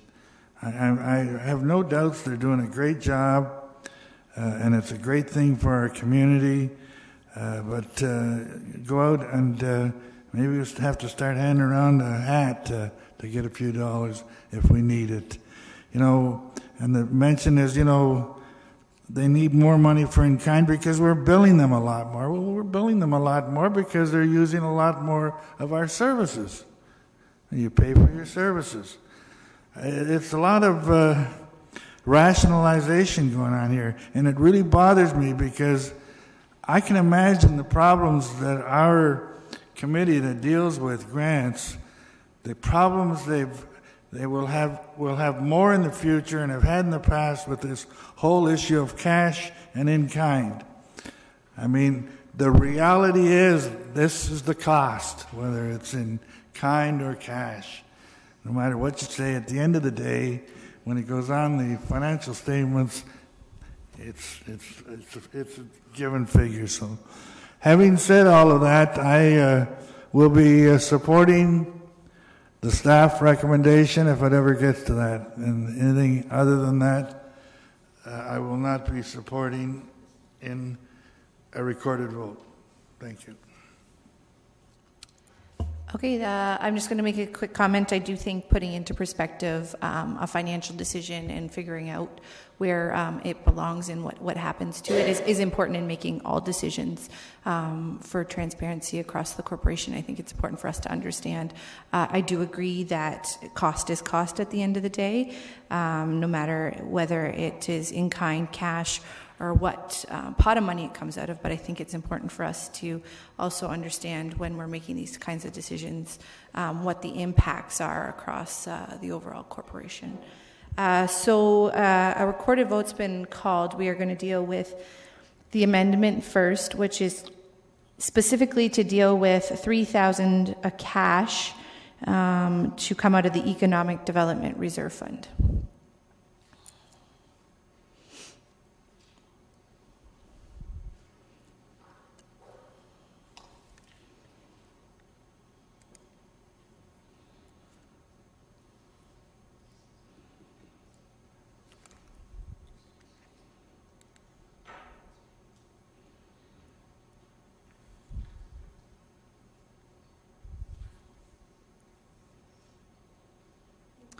So that motion, all in favor?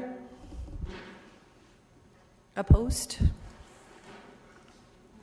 That fails, so we will go to the original motion from Mayor Verbanovic, which is for $5,000 cash, $5,000 in kind as an over expenditure.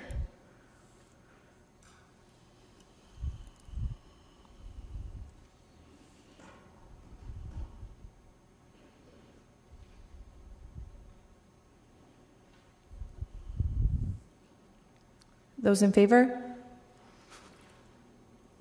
Those opposed? That's defeated. The next motion that was requested was Councillor Singh's motion. I told him I would take that after if the original motion. So that is an additional $1,000 cash. So that would bring us up to $3,000 cash, $5,000 in kind. I'm assuming that's an over expenditure. Yeah. Mic on, please. Thank you. If we were to pass this, but at council in 2 weeks with our additional members voting, if we decided to vote again on the motions that just failed, we could, right? Yeah, Even so if this one passed, there could always be an amendment brought forward at council to change the amount. To add the amount, out to the amount. Okay. I believe, if I understand the rules. Or reduce it, right. Okay, thanks. Okay, so the motion is for a $1,000 increase in the cash, so $3,000 cash, $5,000 in kind. Recorded vote.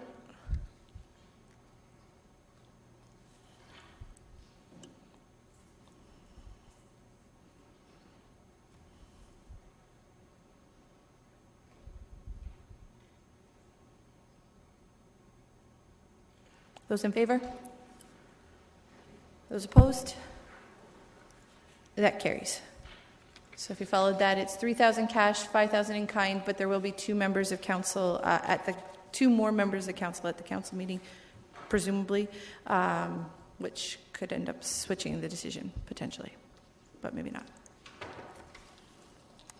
Okay.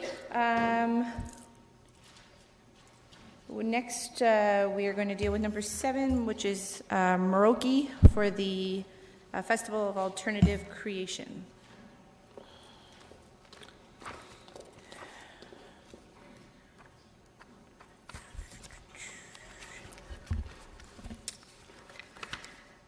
Thank you, esteemed members of council. Thank you for being present for the appeal, especially after how demanding the previous ones have been. I'm aware I may be rehashing ideas, but I go forward nonetheless. My name is Meroke Tong, and I'm the artistic producer of Alta Crea Festival of Alternative Creation. I come before you today as a citizen of Kitchener-Waterloo, born and raised by parents who have immigrated here from Hong Kong many years ago. I come as an artist who began my career locally, have been blessed by international opportunities, and have come back to be part of the artistic progressions that have happened here over the last 2 decades. I come as someone who's a proud lover of anime and comics, a counterculture that got me bullied in my youth. Now geek carries a badge of honor. I come as a creator of a festival based on this culture that blossomed in 6 years to serve over 50 artists in 2014 alone, from multiple disciplines, from visual artists, makers and craftsmen, musicians, live performers, bridging the gaps and stigmas between communities. We provide business and professional development to emerging talent and bring both local audiences and those out of town to the downtown core day and night. I come today frustrated. Of course, I am speaking of the Tier 2 grant decision, where 1/6 of my in-kind request of support from the city was approved, a bare dent on the massive undertaking that Alta Crea requires. These true costs reflect the rental of the City Hall rotunda and surrounding rooms, necessary technical staff and equipment, licensing costs, print and marketing. These are all derived from historical costs and projected accordingly.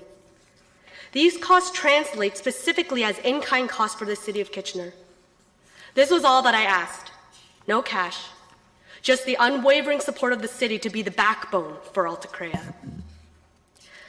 The city's economic development department is highly vested in maker culture, homegrown art, tech culture, and young professionals in the city. Alta Crea easily fulfills many of these areas of focus, while with both our professional development for emerging artists, creating unique avenues for millennials to patronize the arts in a non-traditional way, and trying to cultivate and retain homegrown talent. Frankly, the festival would have never lasted this long without ECDEV support. My question to you is, don't you think it's time for the greater entity of the city to recognize Alta Crea as part of its infrastructure and support accordingly? We have never been complacent and have actively sought to improve year over year. We have aligned with Summer Lights Festival, an initiative started by the City of Kitchener, may I add, in order to better position ourselves to build the downtown core. This is extremely valuable to Kitchener and should reflect in its mandate. For every in-kind dollar that we lack, a real dollar needs to fill the hole. To fill that $10,000 will, in short, decimate the budget. Here's the reality. Like many other creative and nonprofit entities, we operate on a bootstrapped budget, and our continued existence is the result of extremely lean management, endless passion, not to mention countless hours of work at far less than sustainable wages. I am a proud person by nature, driven by the need for success, and I hate to ever portray the image of a poor, starving artist. But let me paint you an example. $2 an hour while working 16 to 20-hour days 2 to 3 months before the festival, and that doesn't count the other months throughout the year. And yes, this is already after significantly paring the festival down. Why would the city want festivals to keep paring themselves down when we could be making the city great with just a little more help? I will say that for every dollar channeled to cover lost costs will compromise many, many other needed expenditures required to make a festival succeed. Alta Crea wants to continue being a footprint in Kitchener's scene. We may not be the biggest festival, and we may not have the most mainstream programming, but we think it is in our uniqueness that adds to the diversity of a city that brands itself as innovative. We celebrate being different. We celebrate going against the grain. And we celebrate forging pathways where people see none. More than a want, or even a need, it is imperative that we have the in-kind support of the city, of which Alta Crea is supposed to be partnered with in order to succeed. I challenge you today, as ones who overlook the city's infrastructure, to accept the mantle and be a part of the foundation of what Alta Crea should be. I encourage you to ask questions so that I can clarify anything and continue this dialogue with you. Thank you. Thank you for your very passionate plea. I appreciate it. Are there any questions of Maroki? Councillor Marsh. Thank you for patiently waiting for your turn to speak. Maroki, I wonder, in the how many people are you anticipating will be able to partake in your festival? So the numbers are really different this year, obviously, because we have accepted the partnership with Summer Lights Festival. Historically, we used to happen in November. I chose this because I thought maybe this would fill a gap in programming that didn't happen, usually during this time of month. I learned over the many years of feedback, there's a very good reason why no one does anything in November, because it's really cold and everyone's getting their snow tires on and preparing for winter. So in anticipating and projecting for Summer Lights, obviously we had a sold out opening gala in 2014. So on our Friday night, we anticipate selling out our opening gala again. Saturday night, obviously we will plan with that partnership with Altagracia, a minimum of 1,500, 2,000 people passing through the City Hall Rotunda alone. But we will have some outdoor programming as well, especially outside in the plaza area. We're planning on fire spinning in the fountain again. So we're hoping to benefit from that 15 to 20,000 people who pass through downtown Kitchener. Yes. And then through the Sunday, we're going to anticipate another 1,500 people as well. Now, last year at Summer Lights, was there a fair at the museum? We did a small little transition year, so it was nothing like Altagracia's full programming. We just did a really small show and sale kind of event, which does not encompass the live musicians, our circus performers that we bring in, or any of the workshops or panels that we normally do. Mm-hmm. And have you ever looked at finding partnership opportunities with Comic-Con, or is that a totally different We do not identify as a Comic-Con. Mm-hmm. So we do celebrate genre culture, that is, but we celebrate the artists and we celebrate the professional development. One of the reasons why I created this show is because Comic-Cons historically is a place for fans to appreciate existing work or mainstream work within genre culture, and has often neglected the original creators, people trying to create their own work in the field. So we really put an emphatic emphasis on that. We're not quite a Comic-Con, we're not quite an arts festival, but we're a very non-discriminatory festival so that audiences from both sides can come in, and that there's none of that judgment or that treehouse mentality of I am bigger geek than you or whatever. Mm-hmm. And we make it very family friendly because it's not a place that is extremely crowded where people are going to shove, small children and injure them because their parents want to bring them to, something that they enjoy. Okay, thank you very much. I'll have a question with staff. Okay. Councillor Fernandez?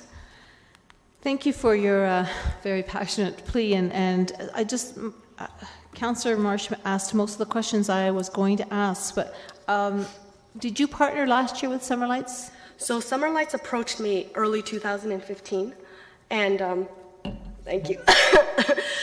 Sorry, I'm kind of getting over sickness. Go ahead, have a drink first. Yeah.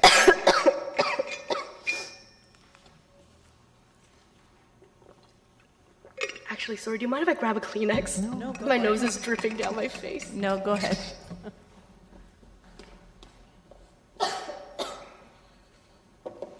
It's okay, take your time.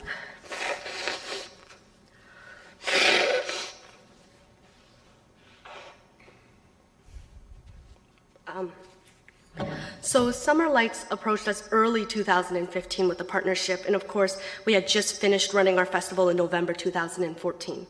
So we strategically approached it that I would not bring on full programming during Summer Lights 2015 because that's just simply too soon. After 2014, that would be barely 7 months, and I just wouldn't have the capacity for that, which is why we had an interesting little transition year happen where we had a presence, but it wasn't just to kind of get the buzz going, get the information out there, start spreading the word, but it did not carry the full festival programming. Okay, and from reading your comments in your report and listening to you, you're saying that everything you're asking for is in kind. So in other words, the rental of the City Hall space. What other in kind? Staff. So staff and equipment costs. Equipment costs. Okay. Licensing costs. So there's some certain vendor costs or certain licenses that needs to be done, and insurance. There is print and marketing, some print costs and marketing costs of certain things like the street banners that hang along King Street. Right. And some other ones. I actually have a full breakdown. I could always give you that, but that's a short list. No, that's great. Okay. Thank you very much. Councillor Gazzola? excuse me, I was going to ask you about the cost. Of the 12, 13,000, what are the largest amounts that make up that? The largest amounts, off the top of my head, come from the venues, the staff. When you say the venue? The venue, so the Kitchener City Hall Rotunda itself, which in previous invoices I've received is about $3,000 for the time I need it. Surrounding rooms. Have you rented it in the past? I have rented it at a hard down cost, or sometimes partially subsidized by economic development. I noticed in your budget that you're looking for $7,000 from the City of Waterloo. Have you had any word from them? Or? Yes, so I've received word from them, and they have granted me $2,000 cash. And this is the first year I'm applying with them. Again, your program's going from a $22,000 program to a $120,000 program. That's quite a growth. So, Councillor, I anticipated that question from you after Summer Lights. I have a couple part answer to that. The first part is, frankly, I'm a beast. The reason why the festival has managed to operate on a lean budget is because I'm the artistic producer, I'm the marketer, I'm the logistics person, I'm the web designer, I'm the janitor, and I'm God knows whatever else that needs to be done for the festival. I paid myself $5,000 for all of that work last year, which frankly is not sustainable. I had to work multiple other contracts throughout the night, sometimes overnight, just to try and make sure I put food on the table while I made this happen, and that's because I care. Sorry. I care a lot about this festival, but I saw in 2014 that I could not even be at half the places because I cannot run it on my own. I cannot play 5 positions for a 3-day fully programmed festival. Why am I crying? I think it's because I'm ill. I'm sorry. No worries. Take I'm your time. sorry. This is really embarrassing. There was a situation in 2014 where I missed picking up some food from an in-kind sponsor who donated food to cater to the festival because I couldn't be there. And I had no staff member to go for me. And by the time I recognized that and could even try and get a volunteer, which I had like 2, it just didn't work out. For the festival has frankly been I'm surprised by how long it's lasted, and I think a lot of it just has to do with my sheer willpower. So that's my first answer. That the budget, I think, has always been a $100,000 budget if I want to fairly pay staff and fairly pay artists. But I always leaned it down because I always just actually reflected the actual accounting costs, like hard book costs at the end, and not looked at the projected budget from the beginning. The second part is that I did a competitive intelligence analysis on my festival at the end of 2014. And that included qualitative competitive analysis, so taking feedback from stakeholders and from audience members, and then also doing a financial analysis. And in running a financial analysis from the budgets over the previous years and looking at the size of the budget increase, and also looking at percentages of where funding and money sources came from, I actually saw that the festival, almost like a startup company, was entering a hockey stick projection. So in the first couple of years, it was kind of incrementally increasing, and then suddenly, in 2014, the whole budget scaled up. And in that moment, I realized that this festival is ready to grow exponentially. I actually resisted some additional support in 2012, 2013, because I said, this festival can't grow this fast. If it grows this fast, it's going to go up, and it's going to go down and explode and implode, or whatever. So I recognized after that competitive analysis that this festival was ready to enter that area of growth. And thirdly, again, I'm trying to reflect more realistic costs. So instead of always trying to downplay my budget when I'm applying to grants, which may have been more out of fear as a new festival more than anything else, and fear as, you know, someone who's worked in the arts for ages, knowing just how bootstrapped funding is, to never want to show them, oh, look at the size of how big this budget is, because I don't want people to feel overwhelmed. But then I also realized that wasn't being honest. How can I, as an artist that advocates for sustainability for artists and paying artists fairly, continue to be one of the people who continue to nickel and dime artists, leveraging every single network I have to say, please, please, will you do this for free? Or please, please, will you do this for $20? I can't do that. So I have to be realistic and make sure I build a budget that clearly reflects that. Thank you. Can I ask you how many volunteers you have in your organization to help you? So I usually have about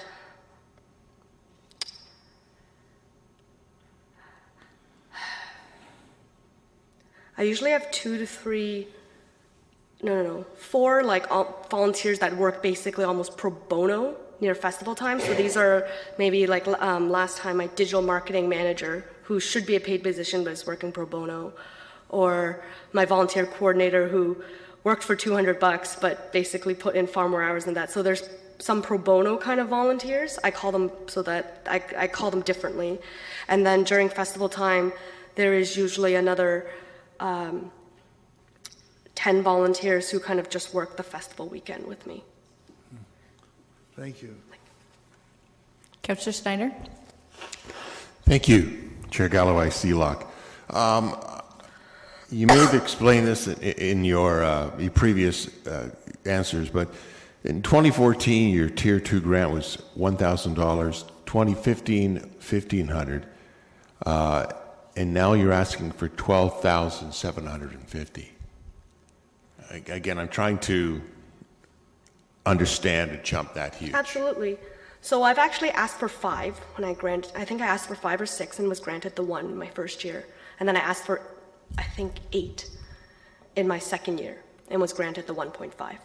So I've always actually asked significantly larger than I've ever been granted. And again, some of those costs were perhaps in previous years not as accurately reflecting the cost as I would have been. So let's say for the first year when I applied for the $5,000, I actually didn't realize at the time that the rotunda was the true cost was $3,000 because I think I was charged less. And so, at that time I wasn't very aware of that. And so over the years I've become more and more accurate in projecting those costs accordingly. Okay. I'm noticing too that under expenditures, there's contract services of 2 positions and contract services of 3 positions. The 2 position one is for $18,000. The 3 position one is for $44,500. Mm-hmm. What does that entail? So, do you mind giving me the line, the actual position names? It just says contract services in brackets. Oh, 2 okay, positions, okay. Yes, $18,000 in contract yes, positions. Because I had to fit those positions into the Tier 2 budget and not my own budget. My apologies. So those are for the artistic producer role, assistant producer role, logistics producer role, marketing, logistics role, logistics hospitality, marketing outreach, volunteer coordinator roles. Did I say 5? Yeah, you might have said more than 5. Okay. So those are those roles accordingly. And I broke them down. What I did is I took what I thought would be a fair wage, $15 to $20, depending on qualifications necessary for those particular positions, multiplied them by the number of hours that I wanted them to work per week, usually about 20 to 30 hours running up to the festival, and then during, obviously, festival month and a half before, working much longer hours than that. And then I added them up, totaled them up accordingly. Okay, thank you. Councillor Davey. Thank you. Just want to clarify one point. Mm-hmm. I think I heard that you applied to the City of Waterloo for $7,000 and received $2,000. Yep. And yet the event is going to happen in the City of Kitchener. Yep. And the City of Waterloo's grant obviously was cash. Yep. And you're only asking for in-kind. Yes. Okay. I'll have an alternate recommendation, Ms. Chair. You're first in line then for the recommendation. Yep. Councillor Marsh, is your still of staff? Okay. That's all the questions we have for you. Thank you so much for coming in, and feel better soon. We will deal with your application now. Councillor Marsh, questions of staff? Thank you.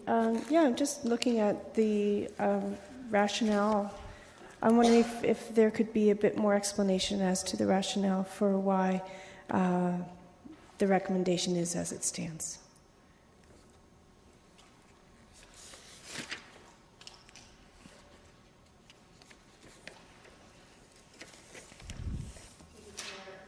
Can't speak for the entire committee. There was a lot of discussion on this, but Mr. Young may have some more answers to this event. One of the concerns we had with the expansion, increasing to that extent, and the in-kind costs were also for 2 extra setup days, which increased the in-kind cost substantially, so that's another concern we had. While I'm sure the setup days ahead are beneficial to the group, that does add a huge cost when funding might not be available. It was just the scope of the project.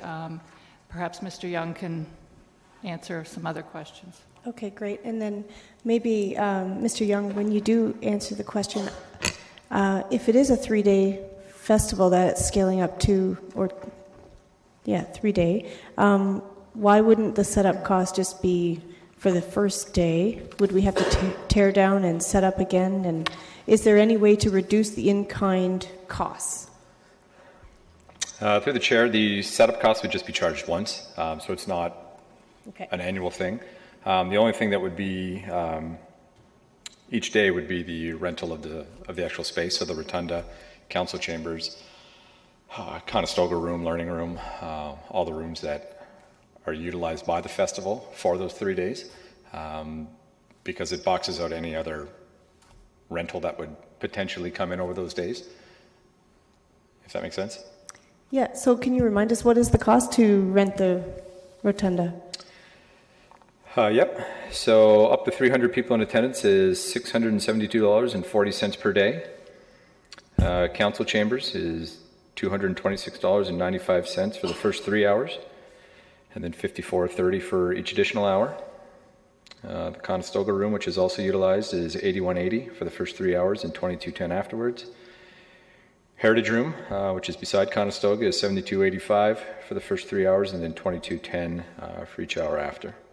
So, and what is our cost other than making sure it's clean before they come and cleaning it afterwards? What else, and keeping the lights on, what are our actual costs? Well, I can only speak for special events, so we'll have usually 2 or 3 part-time staff that come in to set up for the event, break down for the event, and be on site during event, and that's just because it's in a city facility and we need our folks here. And they're $20, $25 an hour with everything in. So with this happening the same day as Summer Lights, we would have staff on site anyway for at least the 18th. Wouldn't we? Well, it gets tricky when you have multiple events going on the same day, because we have Summer Lights, which is the umbrella event. Then you have Alta Crea, which is taking place during the same period. We also have Our World Festival of Music, which takes place out on the square at the same period. So although we have the same or very close proximity physical spaces being utilized for the events, each event runs independently of each other. So if we have staff that are dedicated to the evening as a whole, and as an example, Summer Lights has something going on down at Frederick Street that requires our staff, Alta Crea at the same time has something that needs immediate attention here, those staff would not be available. So you do have to have additional folks on standby in the event something happens at each individual event that happens to be occurring at the same night. So can you think back to an example of a time when there were overlapping events like this? Did you actually have to pay additional staff to be on standby just in case, or is this theoretical at this point? No, standby was a poor choice of words, I guess, on my part. Sorry, I'm not trying to challenge you. I'm just trying to really understand the costs, and I'm guessing that we can maybe decrease. I'm hoping that we can decrease the costs, and can you just help me understand if there's any wiggle room here or not? From a staffing perspective, there's really no wiggle room, and that's certainly not anywhere close to the largest expenses. I can tell you on a given weekend this past summer, we had Big Music Fest going on, Cruising on King going on, and Cultroon World Festival of Music, and that's a significant strain on staff, and they have to be in 3 different locations. Even though they're close proximity, they have to be dedicated to that specific event, because if something does occur and they are required, it's not fair to another event not to get the same level of service. Right, and so I think. Yeah, am I over time? No, well, you are, but I thought a different staff wanted to pipe in. Go ahead. So continue. No, they've queued out. So do you have one more question, or Councillor Marsh? Do you have one more? Yeah, I do. I just I just want to understand. Sorry, off the cuff, you just sort of mentioned, and I'm trying to understand. You said that staff is by far not your biggest cost here in the in-kind contribution to a festival like this. So, can you help me understand what do you see as the biggest cost? Well, I'm just going based on the information that I have in front of me. I don't have the full budget broken down, but the rooms, the rotunda, the chambers, all the meeting rooms in and around City Hall start to add up. Just when you are utilizing so many, that's probably where But the implied cost there is for staff to be here. No, that's for the rental of the specific rooms. Like it says here, facility 4,800. Okay, I really feel like I'm 5,800. 5,800 for the rental. That's what's noted in the budget. Yeah. Okay, thank you. I apologize if I'm not trying to put you on the hot seat. I'm just looking for wiggle room. No problem. Okay, Councillor Davey. I have no other question of staff. I just want to bring forward a recommendation. Yeah, you may go ahead. There's no other questions of staff. So being that it's in kind and touching on some of the points that Councillor Marsh brought up, that there is built-in, I guess basically we charge more than the actual price in some cases for some of these. And also taking into consideration the City of Waterloo has already donated $2,000 in cash, I would move that we double the in-kind amount to $4,000 in kind for this. Okay, that's the motion that's on the floor. I'm open to comments at this point. Councillor Marsh? I would be prepared to support that motion, but also to add to it that we look to find decreased rental costs for this nonprofit organization that is running this festival for 3 days. I'd really struggle to see how $5,800 should be considered as part of our in-kind contribution when for rentals when staff costs are in addition to that. Just opening the space it can't cost us that much just to open the room. It's not the cost to open the room, it's the cost that we're losing because somebody else could rent it. So someone else could come in and say, I want to rent the rotunda, and they would pay the $3,000 or whatever number. So we wouldn't gain that revenue, right? So there is a cost to it. So I think what you're trying to get at, if I may assist, is that we direct staff to try and decrease the in-kind that they are needing to pay in whatever way that they can. I'm not sure if we specify, and that may mean a half-day rental, which decreases their costs or something like that, to get them to a point where they don't need the $12,750. But I think that's your intent, right? Okay, that's an easy direction to staff. Councillor Fernandez. Yeah, I think that where we're going here is probably a good way of reviewing our in-kind costs. And I think Mr. Young indicated that with Summer Lights Festival happening, staff will be on board, but they may have to be at two parts of the city. But we still have to charge that back, do we not? Yes. Okay, so then the question comes out yet again, which budget is that going to be charged back to? And that would be my question of Councillor Davey. Considering it now may sit with Summer Lights Festival. No, it sits on its own, so it's just a matter of, I think Councillor Davies' motion is another over expenditure in the grants budget. So they're just happening to align at the same time. Summer Lights and this festival are going to go at the same time. I'm going to look to the delegate for that, because my understanding was that she was approached or to participate at the same time as Summer Lights Festival. Is that correct? You're going to have to, come back down just because we do webcast this, so we need you on the microphone. Thank you. So we were approached to intersect the timeline of our festival with Summer Lights so that we can build density in programming and density in audience outreach for the downtown core. Okay. So we are still an independent festival with our own programming. But running the same weekend as the Summer Lights Festival? Yes, but we require our own staff because, yes. So I understand. Okay, thank you. Councillor Ioannidis, did you want to say something? Are we taking comments right now? We are. Okay, well, I'm prepared to support the recommendation. I think it's a good step forward, and let's see the festival try to grow. I mean, the event go a little, forward and try to grow and see how the demand is in future years. Councillor Singh?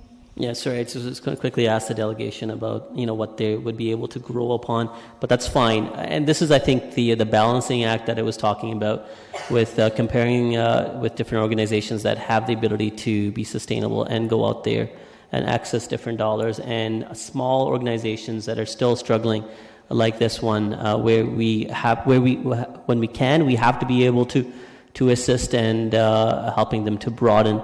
At the end of the day, as I said, we're doing this for the vibrancy and creative cluster of our community, but it needs to be done in a sensible, balanced way, and this is an example of that, so I'd be willing to support the recommendation, or the amendment, I guess. The original motion, yeah. So that's what we're going to deal with now, is we have $4,000 in kind with the direction to staff to assist Altacray with the tightening up of the in-kind charges in any way possible, so that $4,000 covers a lot more than it currently does in the budget.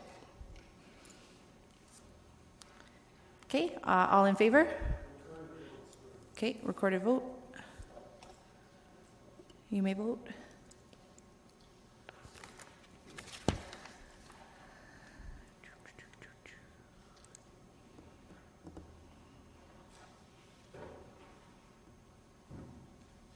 Those in favor? Those opposed? That carries. All right. That is all the delegations that we have, but we did have two other appeals that we need to deal with. One, the Coalition of Muslim Women of Kitchener-Waterloo, they chose to withdraw their delegation but not their appeal. So we do need to deal with that one. Okay, so that one's being moved, staff recommendation. I'm just finding the page.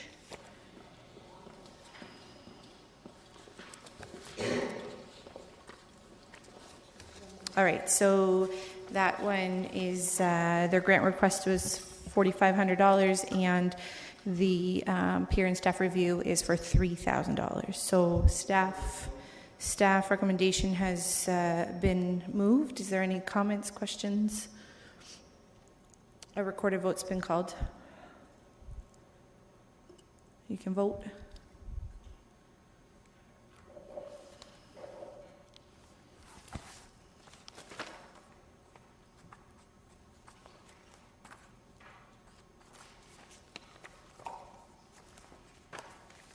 Someone voted? Who are we looking for?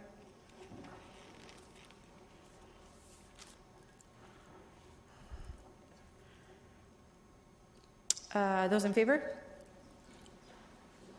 Opposed? That's carried. And then the last one that has an appeal, and the delegation didn't arrive, is for the AIDS Committee of Cambridge, Kitchener, Waterloo, and area. Their grant request was for $9,750, and the Peer and Staff Review Committee is suggesting $100 in kind. Sorry, I have no motion and... Sorry. Staff recommendation has been moved. Councillor Fernandez. Yeah, I would like to defer this until council because I suspect that there's a good reason why Ruth didn't make it today. She's always been here before in the past, and if there's an opportunity for her to, I mean, it's a significant change from what their request is in terms of cash, and we've done a lot of finagling here today, and I'd really like to give them that opportunity. So that's my motion, is to defer till council on the 21st of March. We can defer, but she would still have an opportunity to speak at council as well if there was a decision, but we can definitely take the deferral.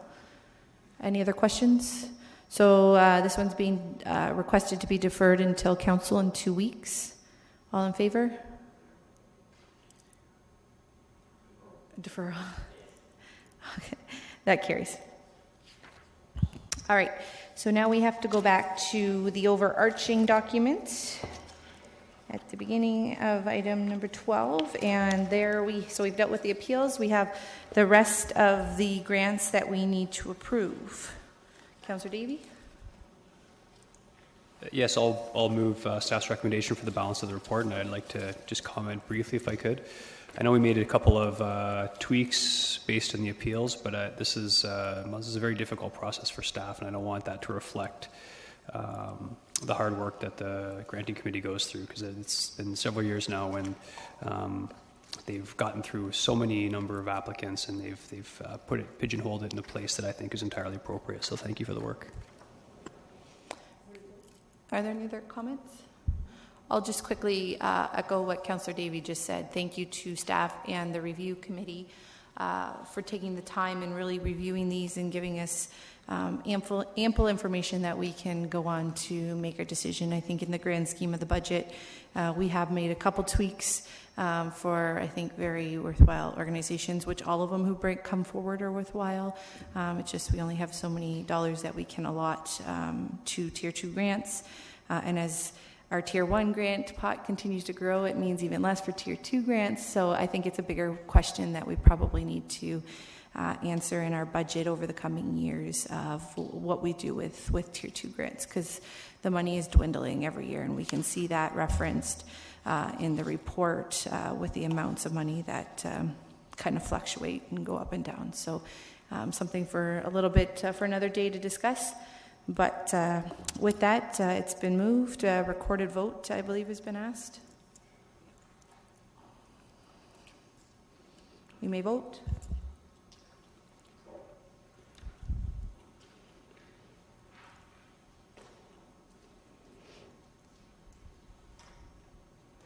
And that's carried unanimously.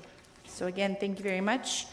That concludes item number 12. We are going to take a 4-minute break, 3 minute and 10-second break, because that's what's left on the clock there. And then Councillor Snyder is going to take over for item number 13 as chair.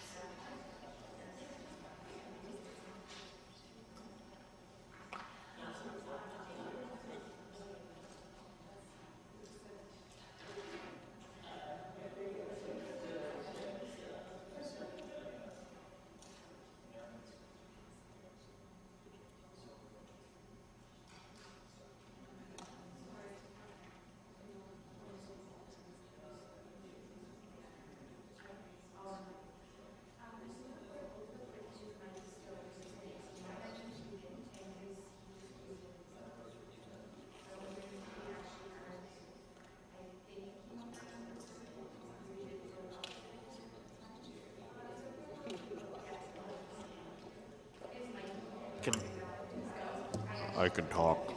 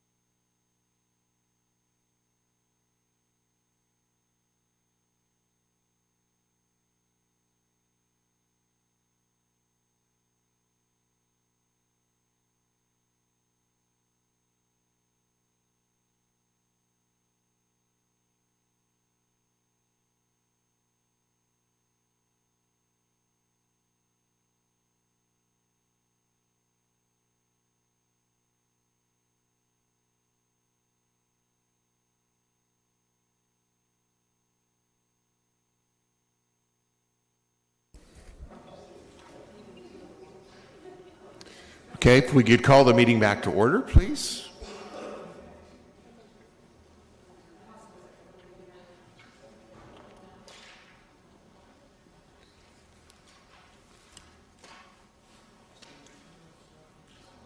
Okay, we're dealing with item number 13, which is traffic calming reviews being initiated in 2016 for Dune Mills Drive, Sims Estate Drive, and Carnes Street. There's no presentation on this, so if there are questions, Councillor Galloway-Seelock. Yeah, I have a couple questions on this one and concerns. David Berge Drive is ranked second and has outdated traffic data. Can I ask staff why hasn't this street, considering its high priority, had a review done with traffic counts in the recent past? Thank you, through you, the chair. I wish I had an answer for that. To be honest with you, I don't have an answer for that other than our mandate is to update the counts on the listing every year, and obviously David Berge has been omitted the last few years, so our apologies for that. And in your experience, having done this for a number of years, do you anticipate that those traffic counts, if we were to do them in the early spring, that it would still rank David Berge as a high priority in our traffic calming policy, or in our traffic calming review list? Yes, through the chair. In response to that question, obviously I can't say for sure, but based on experience and knowing the development out in that area and the conditions, I would be surprised if it didn't stay the same or be in the same area as well. I would think the same concerns. Certainly the volumes are going to be the same. I don't anticipate that the speeds would be significantly different. So I would imagine that its standing on the priority listing would be very similar to what we already have it ranked as to. Okay. Having heard those answers and having had a chance to ask staff some questions in advance of the meeting, I have an alternate recommendation than the one on your page. I do have it written out. If I can bring that forward, it might prompt some questions, so I can explain it now if that helps the committee.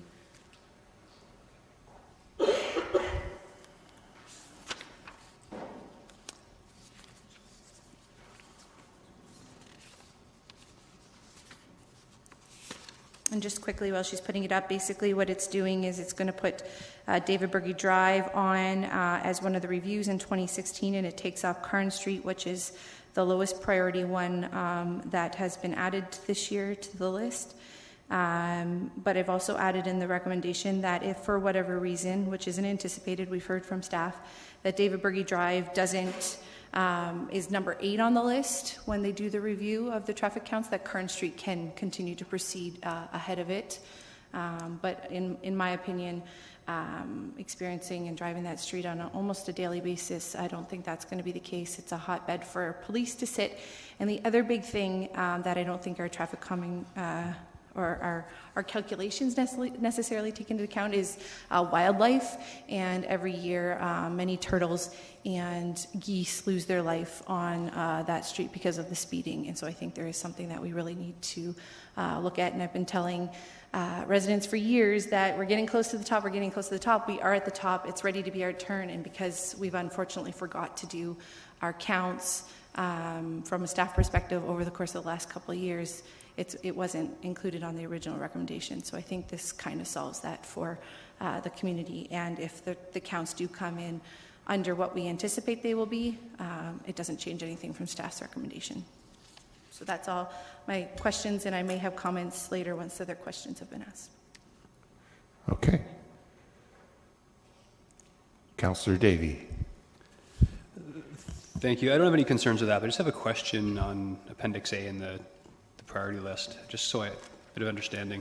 I'm looking at number 10 and Schweitzer Street. I'm just trying to figure out, looking at the volume, it's like the volume, for example, is lower. It's 1,050 and it gets 16 points. When I look at the number below that, for example, the volume is much higher, yet it only earns 11 points. Is there a factor in there that I'm missing?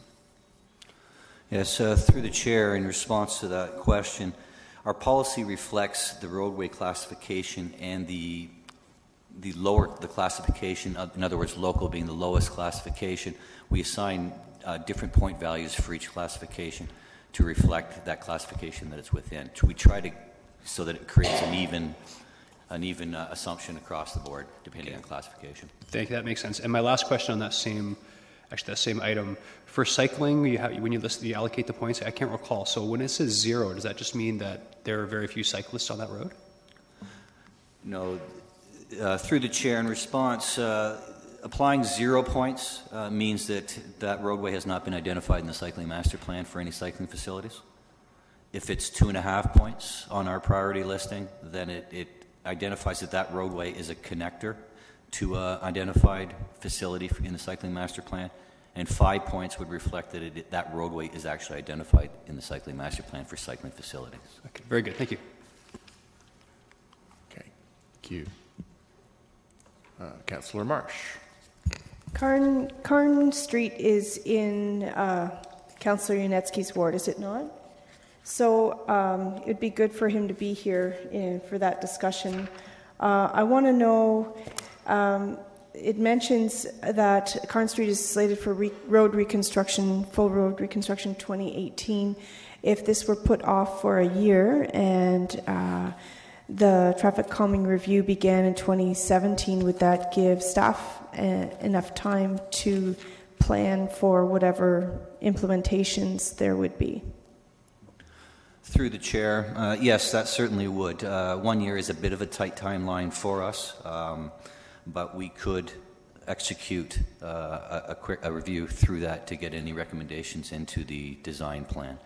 The alternative to that is, and I will point out, Carn has not had a lot of requests received by us from the public about concerns on traffic. I believe our follow-up is based on one concern that was raised a number of years ago, so it just stays on the priority listing.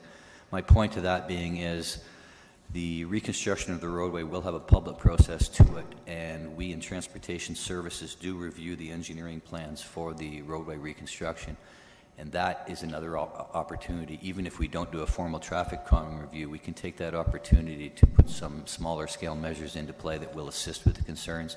At the same time, the residents in the area will have opportunity to review and speak to them. Okay, thank you. Councillor Fernandez. Thanks. That's a good catch by Councillor Marsh. I just wanted to raise the delivered letter that was sitting on our desk by Mr. Hal Booma, who lives on Dune Village Road. I've already spoken to this resident, as well as I've spoken to staff. And when they do the review, they will do a review on Dune Village Road as well to see the impacts on that road with the review that they're doing on Dune Mills. Thank you. Councillor Davey.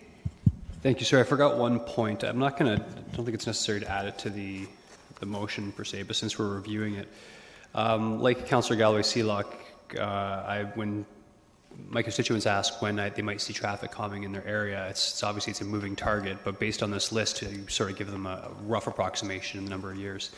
So I'm wondering in future, when we do future priorities, if it would be possible to add an additional column that just shows where the ranking was the previous year, how many they went up or down, so we know if it's staying, if it's moving up, if it's moving down. That would be useful to, I think, members of council.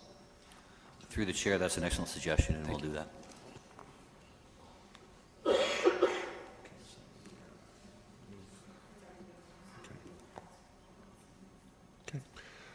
Comments on Councillor Galloway-Sealock's motion?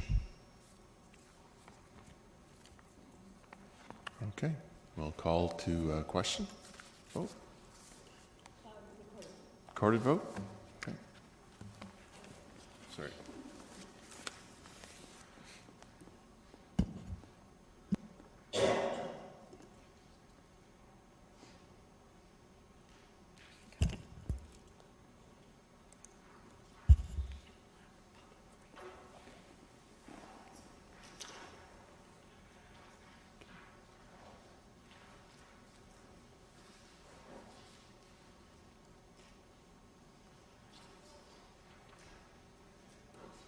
And that passes unanimously.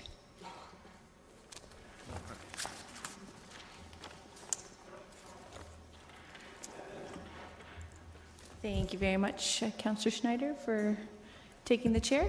We have just one item left to deal with, and that is the Drinking Water Quality Management Standard.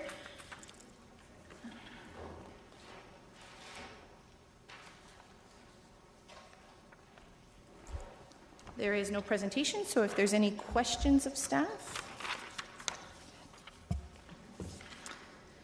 Councillor Fernandez? Just, I think really just one question. I wish we had had some of these. I know it is a bit more costly, but even if we could have a quick PowerPoint of the graphs, I think that does help us relate to it a little bit better. We can just, next time maybe we can just flip through those quickly. It's just it makes everything a little bit easier. So on page 14-4, sorry, wrong page.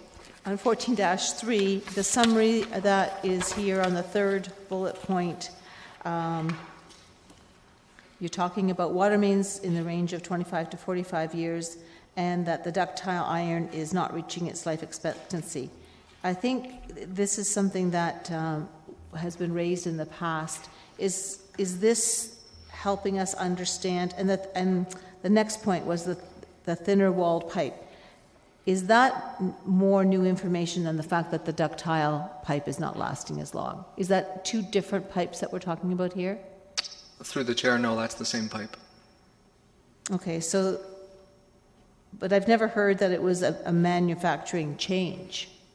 Like I've heard that they're not lasting for reasons of inspection or not in the ground deep enough or not the proper welding. But this is the first time I've heard about that there was a manufacturing change to the pipe, and that's causing them to fail more. So when did we recognize this? This seems like new information to me. Through the chair, from my understanding, this kind of happened on ductile iron pipe approximately 50 years ago. Sorry, I'm feedbacking. No, it's okay. Sorry, I was distracted by the numbers. I don't think it's a new situation. I think they knew about it at the time, but I think it was expected that even though it's thinner walled, that it would be able to stand the test of time and last the 100-year design life. It's just not happening. We do have fairly corrosive soils, and in some areas where when this water main was being installed, they used chains to install it, and that chain has scratched off some of the outside coating, and the hot spot with the thinner wall is causing them to fail prematurely. So do we have a sense of, so you're saying it consists of 37% of the system that has these pipes. Is there a particular location within the city that we have more of these than we would anywhere else? Through the chair, it is spattered quite a bit, but if you do look on page 14-19, the age group, the blue water main breaks, the blue dots, that is more of that pipe material. It would be great if we had blue, but we don't have any blue. That there too was my point about having this part of the present, at least just so we could flip through them quickly. Would have been nice. So what area would that be? 8, 9, 1? Apologize to the chair. If you can see the darker areas say in section 1 where it's the darker dots, and then over in section 8, the darker dots, and in 7 as well. Do you have a colored copy with you? Yes, I do. Can you put it on the overhead for us? Yeah.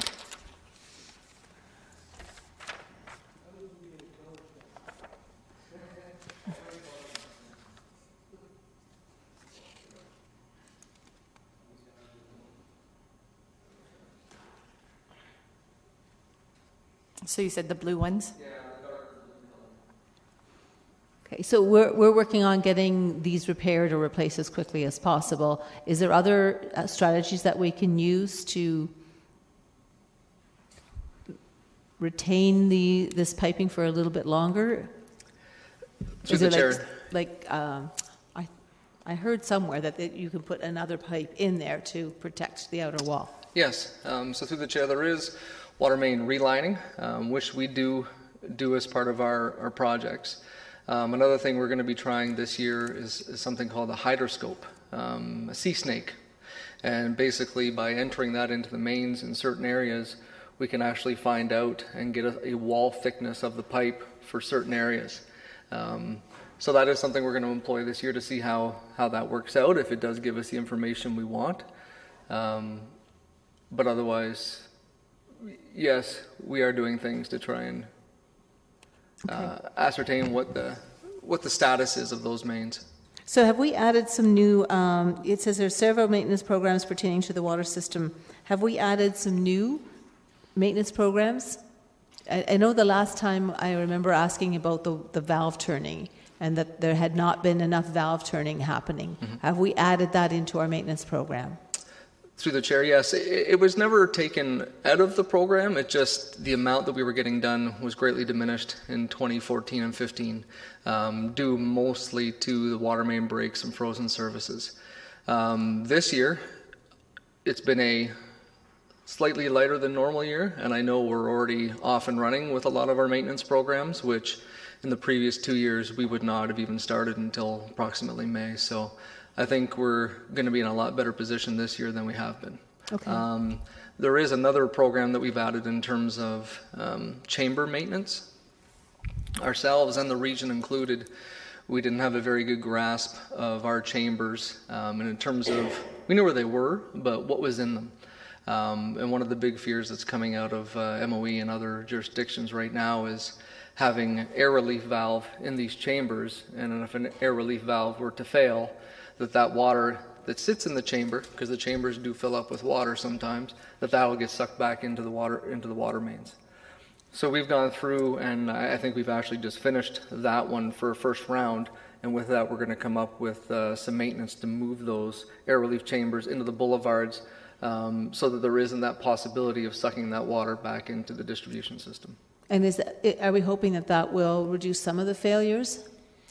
Through the chair, the water main chamber project probably won't help with any of the repairs in terms of water main breaks, if that's what you're asking. It's more so for a health and safety standpoint of making sure that this, well, it's horrible road water that's been sitting in a pit for years potentially, that doesn't get sucked back into the distribution system.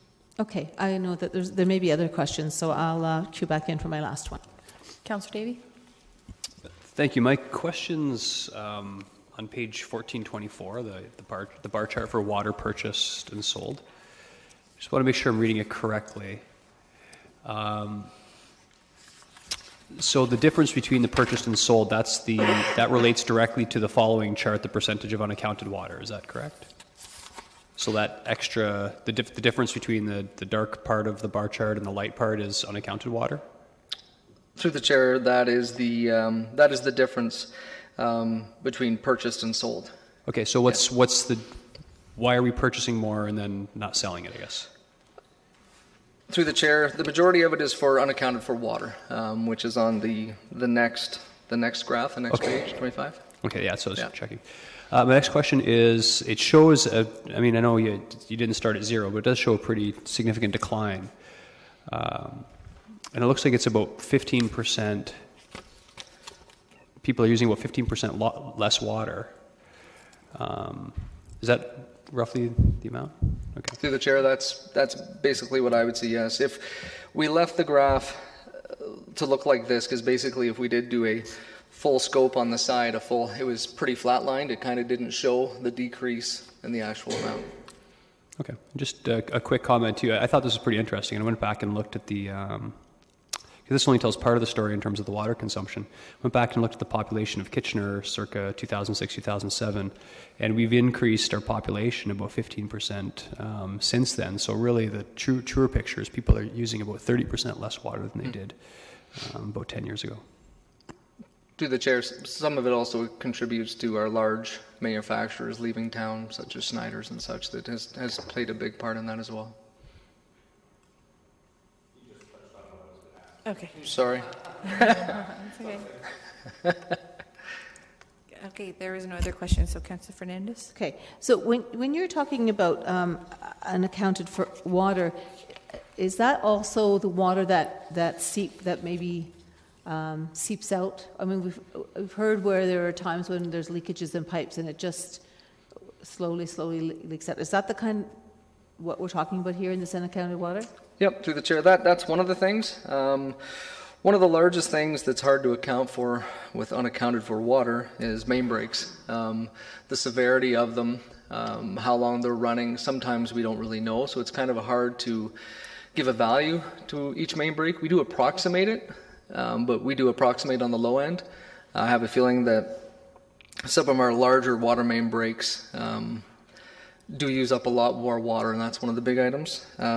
Old water meters is another issue. We have a lot of older water meters in the system that the older the meter gets, the less it actually truly accounts for the water consumed. And then we also have a lot of reconstruction the last few years, and with that we have temporary water mains. And with temporary water mains, we have to leave them running at the end of the main to make sure that the water in that temporary main is refreshed, because that main sits on top of the ground and heats up. The hotter that water gets, the more chance there is for microbial recontamination. So we want to make sure that it's cool and it's fresh. It does waste some water, it definitely does, but on the benefit of it is to make sure we're providing quality potable water to the residents. So that is one of the other areas. Okay, thanks, I appreciate that. My one sort of pondering, I suppose, would be that the most recent one that hit the news, and that was the water main break on Strasbourg. Mm-hmm. And I had opportunity to have a couple of residents come in and give me what they thought was some history around why that water main may have broken. Their suggestion was that it had to do with the amount of fill that was brought into that area to do some of that developing. When you see a water main break like that, because that was significant, Mm-hmm. do you go, I mean, besides the fact that we're seeing that the pipes are thinner and there's other issues, do you look at the historical engineering of that road bed and the work that was done around that area that may have affected the actual break of that main? Through the chair, that one specifically we didn't. We have on others. With this one, the one that we had, it actually wasn't a main break. It was a service saddle that let go. So when we got down to it and we were able to take a look at it, we were able to decipher that it was actually the bolts that were holding on that saddle, feeding a temporary private hydrant that had corroded, let go, and that's what had caused the separation of that saddle off of the main. The main itself didn't break. We put a new saddle back on, bolted it on, did a proper, it's called the Denso system. It's basically a way of making sure that it doesn't get corroded again. So we packed it on, but that failure was corrosion based through the actual bolts. Okay, that's interesting. All right, thank you. All right, do we have someone who wants to move this? Moved by Councillor Davey. Is there any comments? I think they've already been made. All in favor? Opposed? That's carried unanimously. And that is all for Community and Infrastructure Services. Time out. Councillor Gazzola, you would like to make a comment? I just want to ask staff a question, and it arises just as we had here. We're given information in our folders that should be in color, and they're not. There was an earlier one today when we were talking about termite. Is it not possible to get 11 copies in color when there have color issues? I will turn to the CAO. Through the chair, it is possible, but there is a higher cost to color copying, and because you now get the written reports full 10 days before the meeting, you can always go online and look for them in color. Certainly we'll take direction from council on that, but this is I would suggest one way of cost avoidance, and going paperless enables you to still get the information. Is there any way, maybe as a compromise, to if there's a diagram that's in color, that you can email it to us, just so that it's kind of that middle road? We're not costing, but it's kind of coming directly to us. Is that something you might be able to look at? Or it would be nice if they could be put in one section, and that if we want color, we can print them off ourselves. Say if there were 10 pages at most on a weekly. Why don't we leave it with you, as a concern's been raised, and you can address it with staff. We'll do that. Thank you. Thanks. So that's all for Community Infrastructure Services.